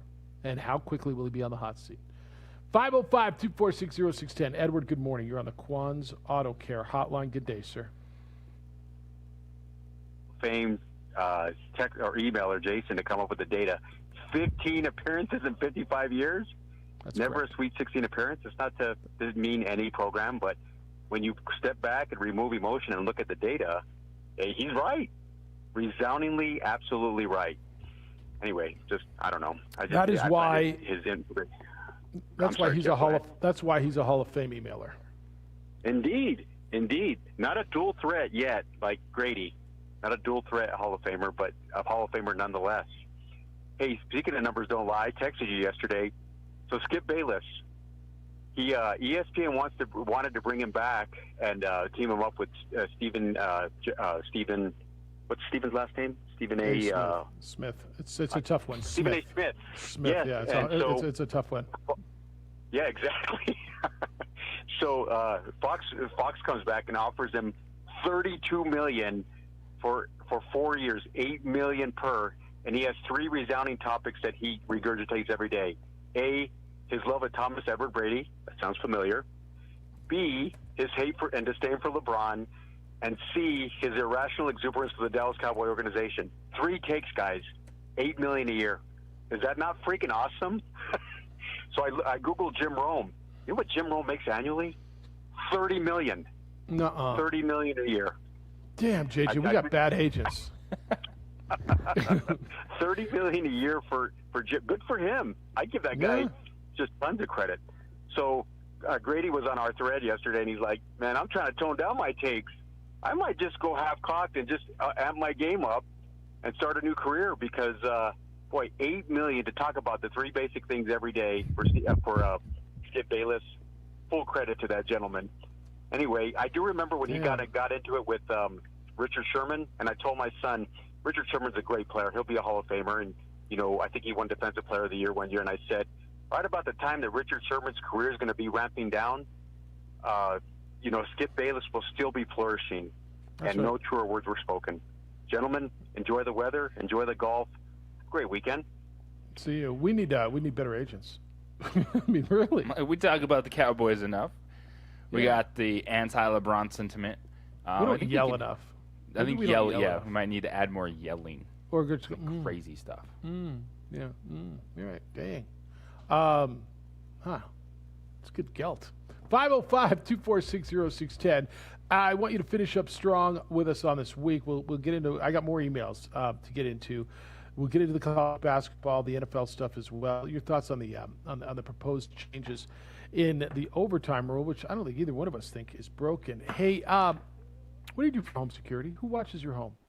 I strongly suggest IPS, International Protective Service. They've been watching my home for years. I see their vehicles out in front of the house regularly. I was out of town this week, let them know. They came by in the middle of the night and during the day. They do an exterior check. Just do everything to make sure that what is important to you, your home or your business, is secure and taken care of.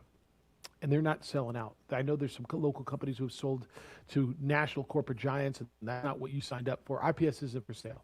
IPS is invested in this community. They care about your home and your business security just like it's their own. Let their highly trained armed guards and 24-hour patrols protect what is yours.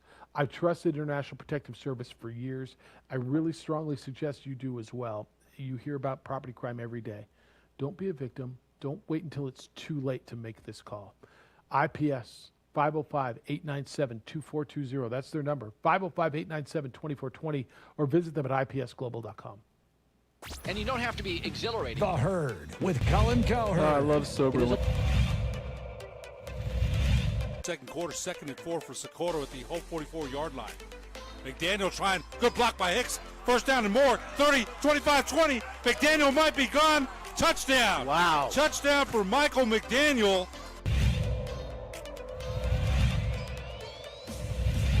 It's 40 seconds this year. It's not like 25 like it used to be. He laterals it back. What a play by Hightower. Pitch.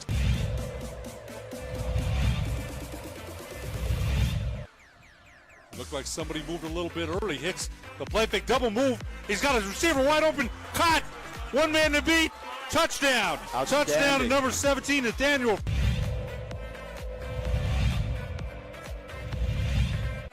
Third and 6. Big defensive play coming up here. Little trickery to Reese. See you later. Touchdown. They went for the deep ball to Reese. To the right, single receiver split to the left. Play fake, head up off the middle, got some room. 50, 45, 40, has one man to beat. 30, 25, 10, 5, touchdown. Touchdown, Hope. Wow. On a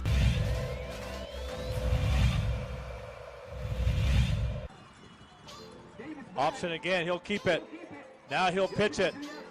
Comes out to the 30, 25, 20, up the sideline. Still inbounds into the end zone. Let's see. Touchdown. Touchdown. Portell. The outside of running an out route. Davis in the play action, looking. He's going to go back to Lewis, and Lewis makes a cut, and Lewis still on his feet. Dorian Lewis is in for a touchdown.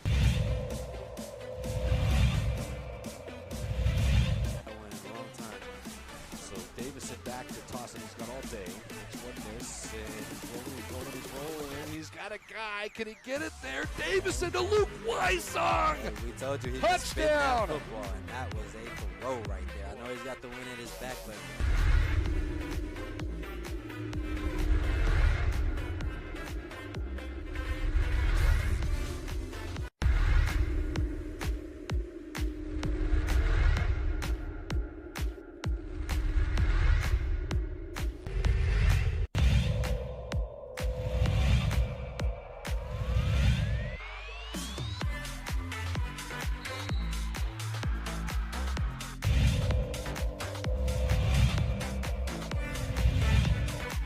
Toss with Evans.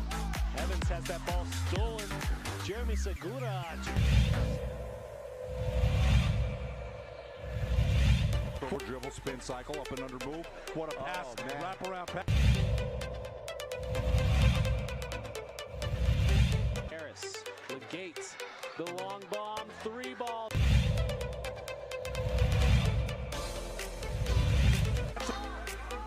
Oh, great steal by Quinteros, lays it up and scores.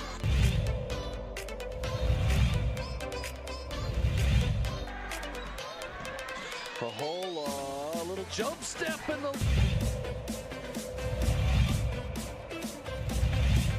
And look out, here comes Agbayosi. Crawford set.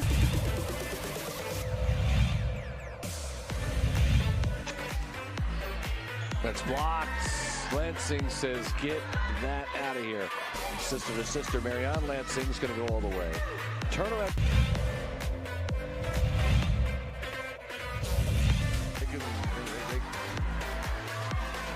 Ramos, pump fake, everyone bites. Ramos hits.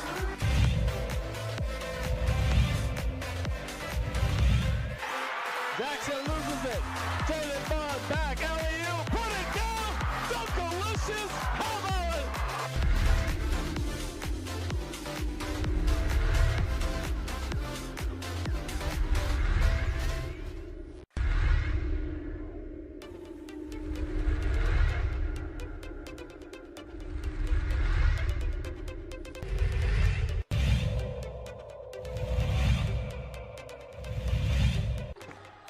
Ramos, rise and fire. He's fouled.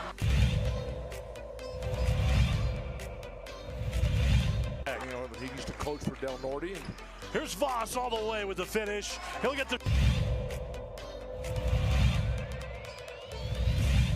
the back of the dribble. Trying to go up with the right hand. He changed hands in midair. And hotting it. Sent it away.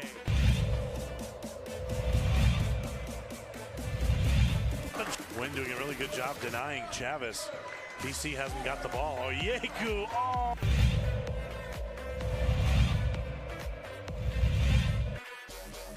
Working against Watson. Oh, look at the spin move.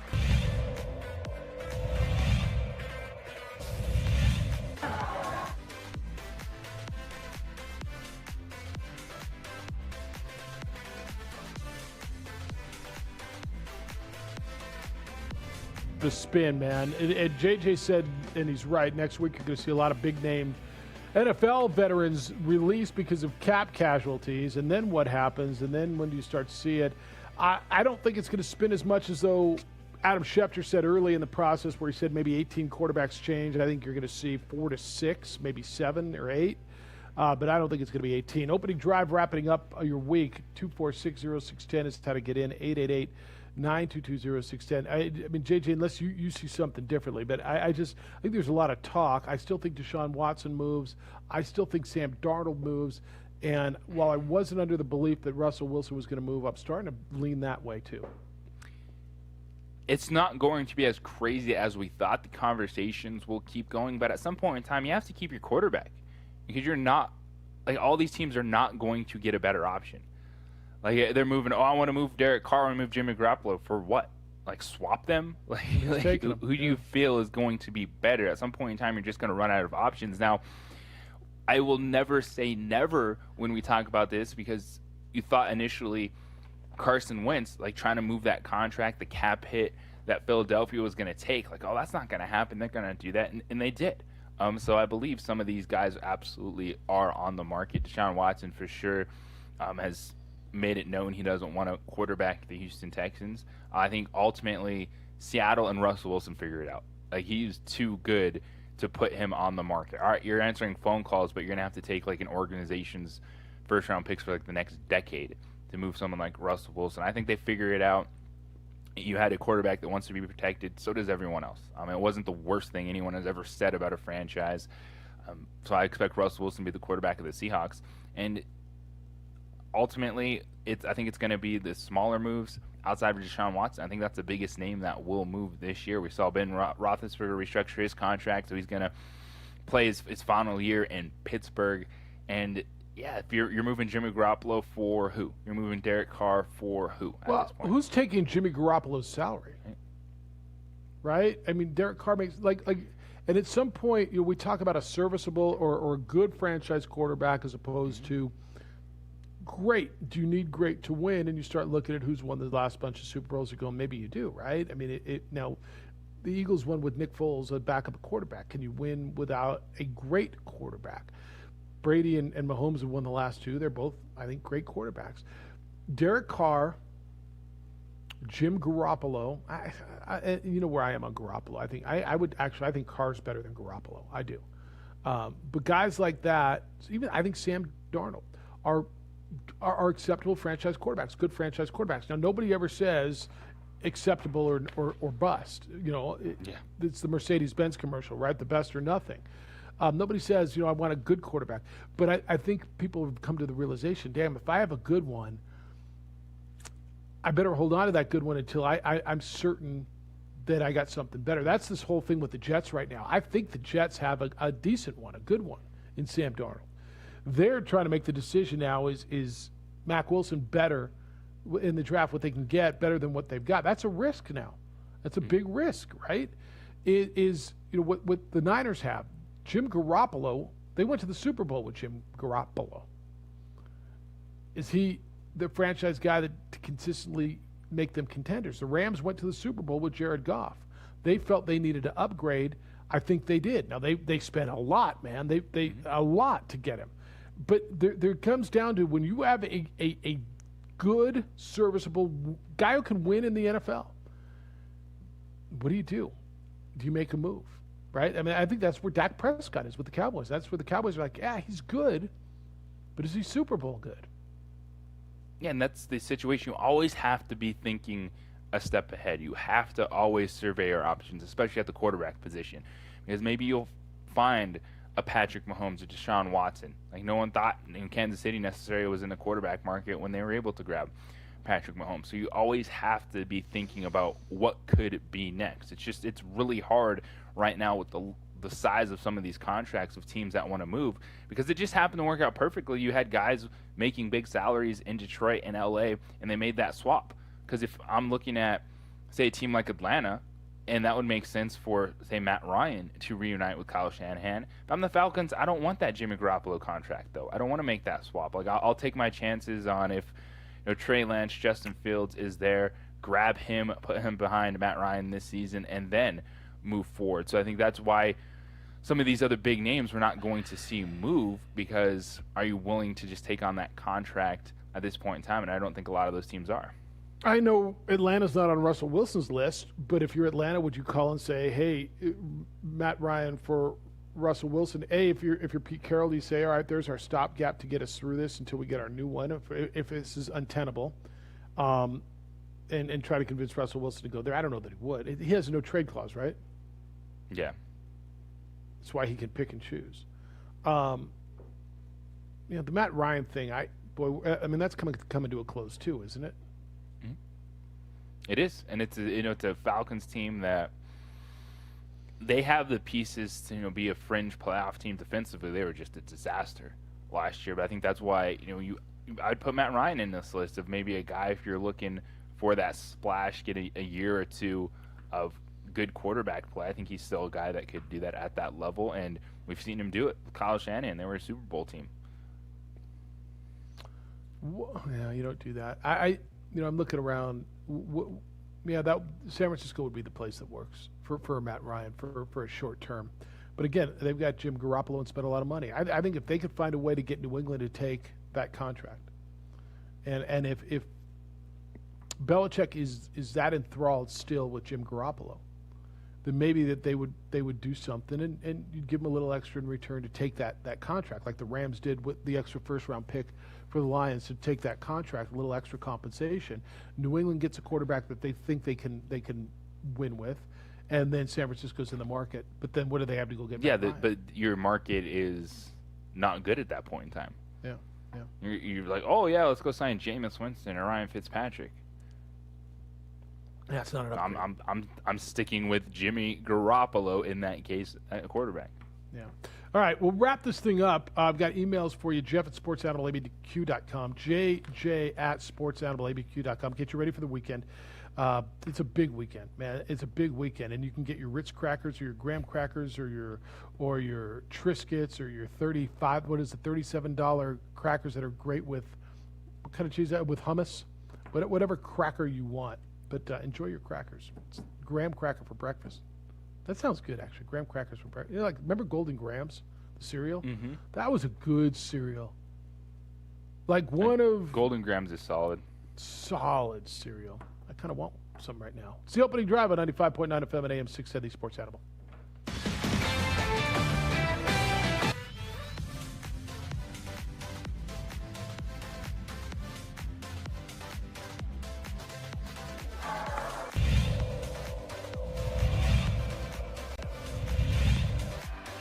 Ball's loose. DJ Bustos brings it up. Barnes Tompkins, alley-oop. How about it? That was redunculous.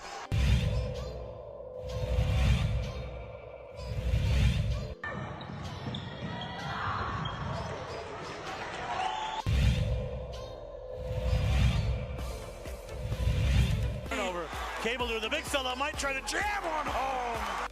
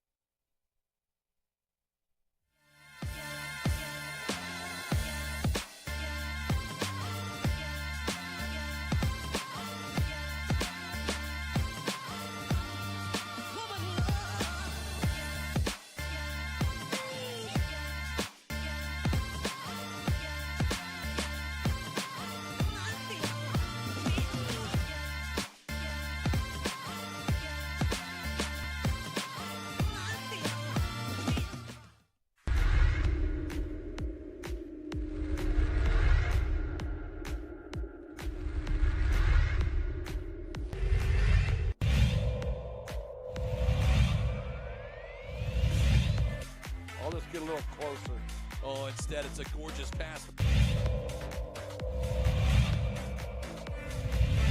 Here's what he'll just shoot it. He's going to go all the way. He's going to fire at the buzzer, and he hits.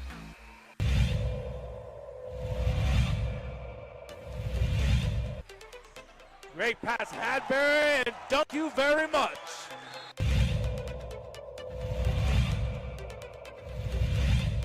Tie in the district. Inside, fly, Eagle. Chavez uses some athleticism. And then Morris down low, able to finish. You called it, Steve, in 10 seconds. And look at this. Stripped, stolen Watson. Christian Lucero beats the buzzer. Here's Ian Chavez, the sharpshooter. Got it. Could have said that any better. He answered the question. On got a another steal one. at the buzzer. Back to back for Chavez. To the paint. Medina from the volleyball lines. Medina wants another one from deep. Oh, he wants 10. Give him 10.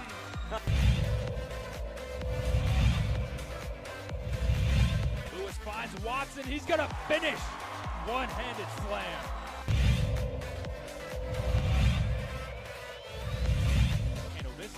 but just all the different scenarios we could see potentially play out ahead of the state tournament.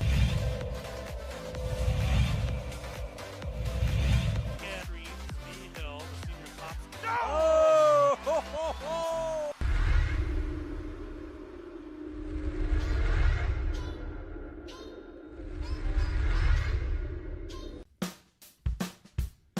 Well, I'm going to the frontier, walking to the cashier, order up a root beer and a number one.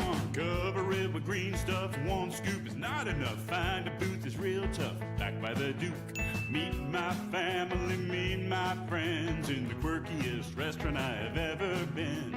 All of Albuquerque's favorite spot, it's the Frontier Restaurant. The Frontier Restaurant is a proud supporter of ProView Sports Network.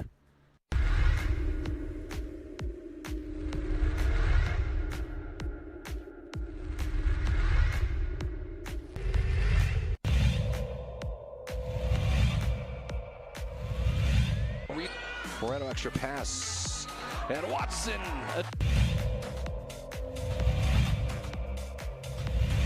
Out with it, Gallegos, and he's going to run all the way. Window, yes! Able to get out of it. How did he find Battle? It's to Cunningham, and it... I mean, Ramos' hand. And Ramos puts it up, beats the buzzer!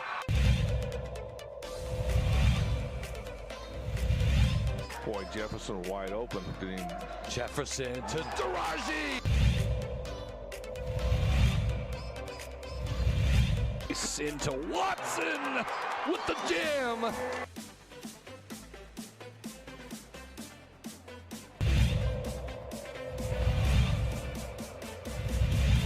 Far with the ball at the end. Another steal by Davino Lovato. And here comes Agbaiosi. Lob, two-hand hammer. You knew that was coming.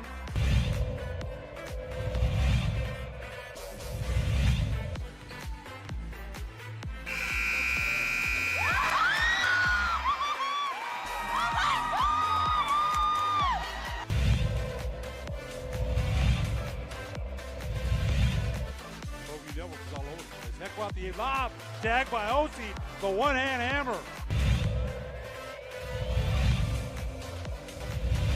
It up. And a drive from Parham.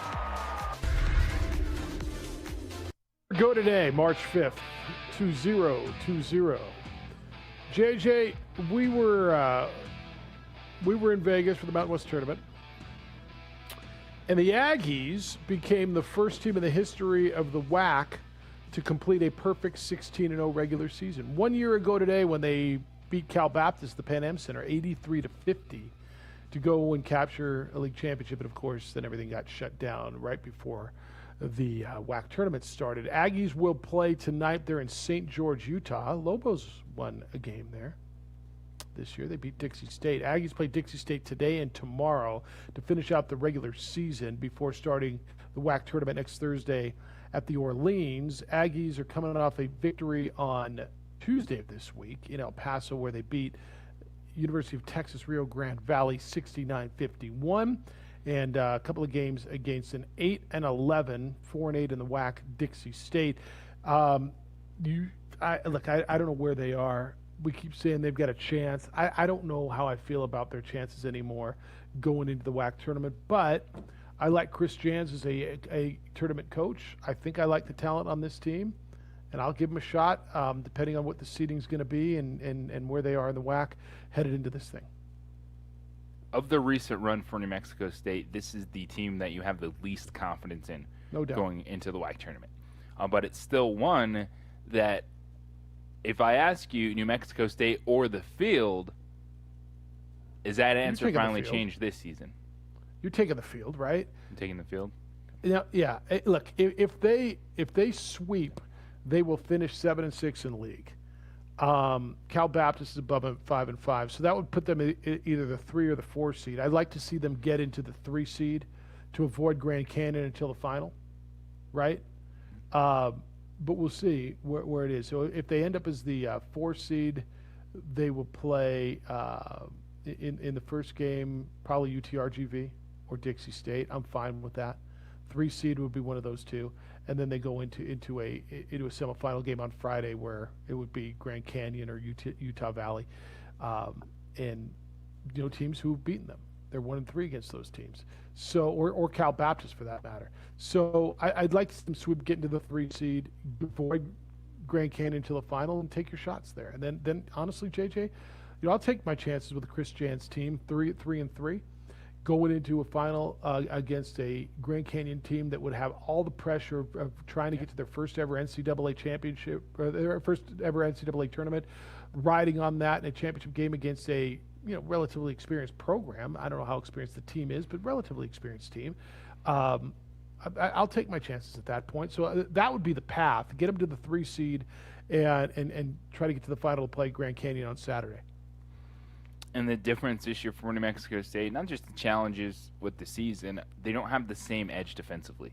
They don't. Because they haven't been the prettiest offensive basketball team. That's nothing new for New Mexico State, but they've been able to make up for it on the defensive end, and they make life terrible on their opponents, and they haven't had that same edge. Because when things are clicking, they can still be the best team in the Western Athletic Conference, but there's been far too many lapses on the defensive end, and it goes back to that comment that Chris Jans talked about a few weeks ago. Can you play Aggie basketball? Have you played Aggie basketball this season? Yeah, or how do you get back to playing Aggie basketball? Let me read these for you since you got them in. I want to get them to you before we get out of here. Jeremy says he hates this AAA baseball schedule. Jeff, I hope this is a one-season quirk because there's only 10 teams now in their league, so there's only 9 teams who Isotopes will play.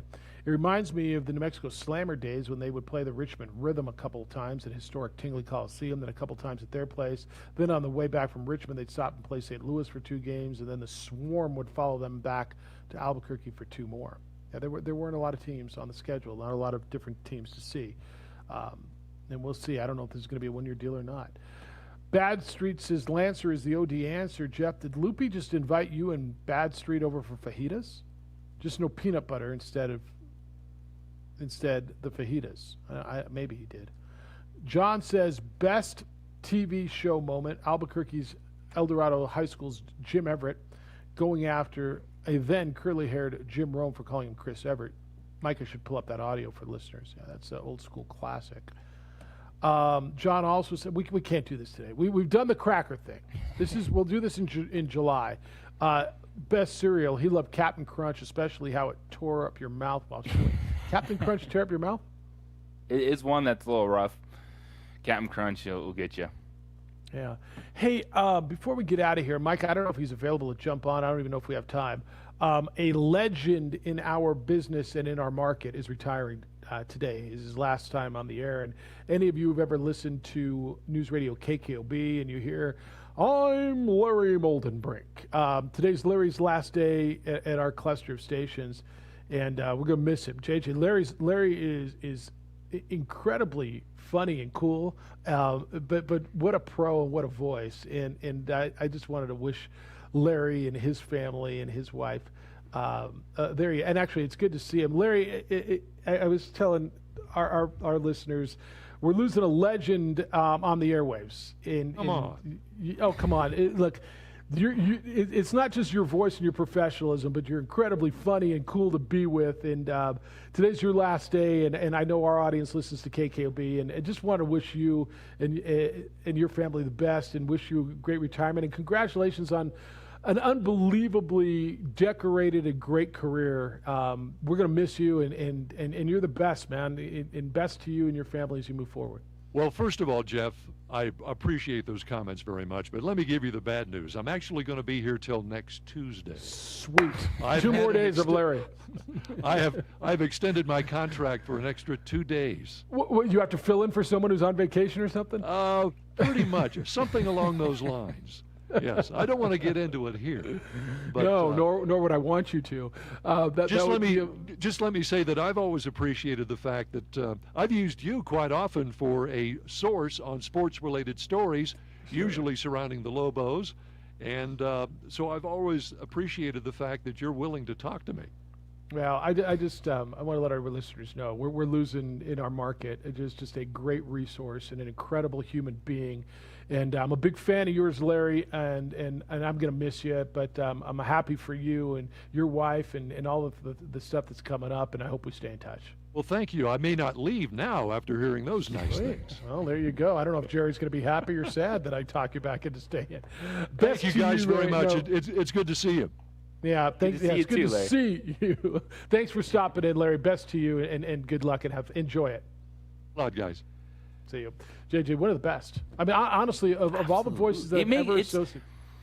You know, anytime you go to work, a lot of times you might just, hi, how you doing? Hey there. Like, he's the legitimate, hey, how are you? And you start a conversation, and you know it's real people, real person, always made going to the studio, going to the newsroom fun because you know, hey, Larry's going to be there, put a smile on your face.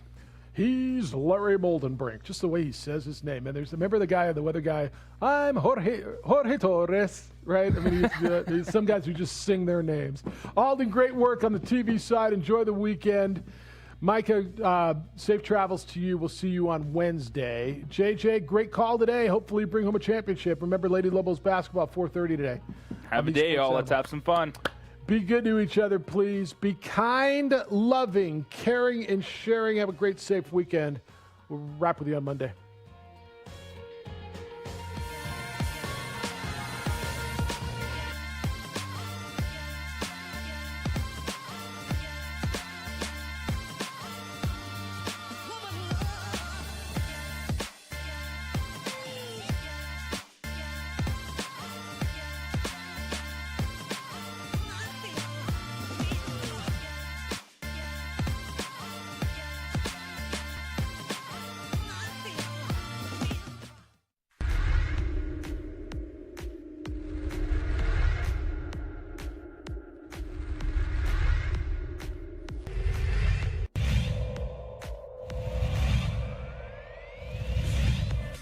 I'll just get a little closer.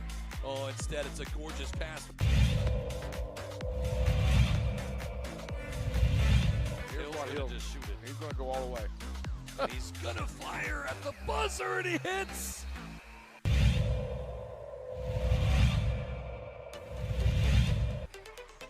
Great pass, Hadbury, and thank you very much.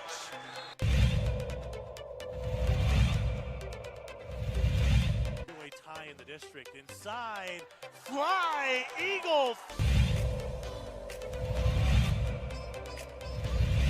Chavez uses some athleticism, and then Morris down low, able to finish. You called it, Steve, in 10 seconds, and look at this, stripped, stolen Watson. Kristen Lucero beats the buzzer! Here's Ian Chavez, the sharpshooter, got it.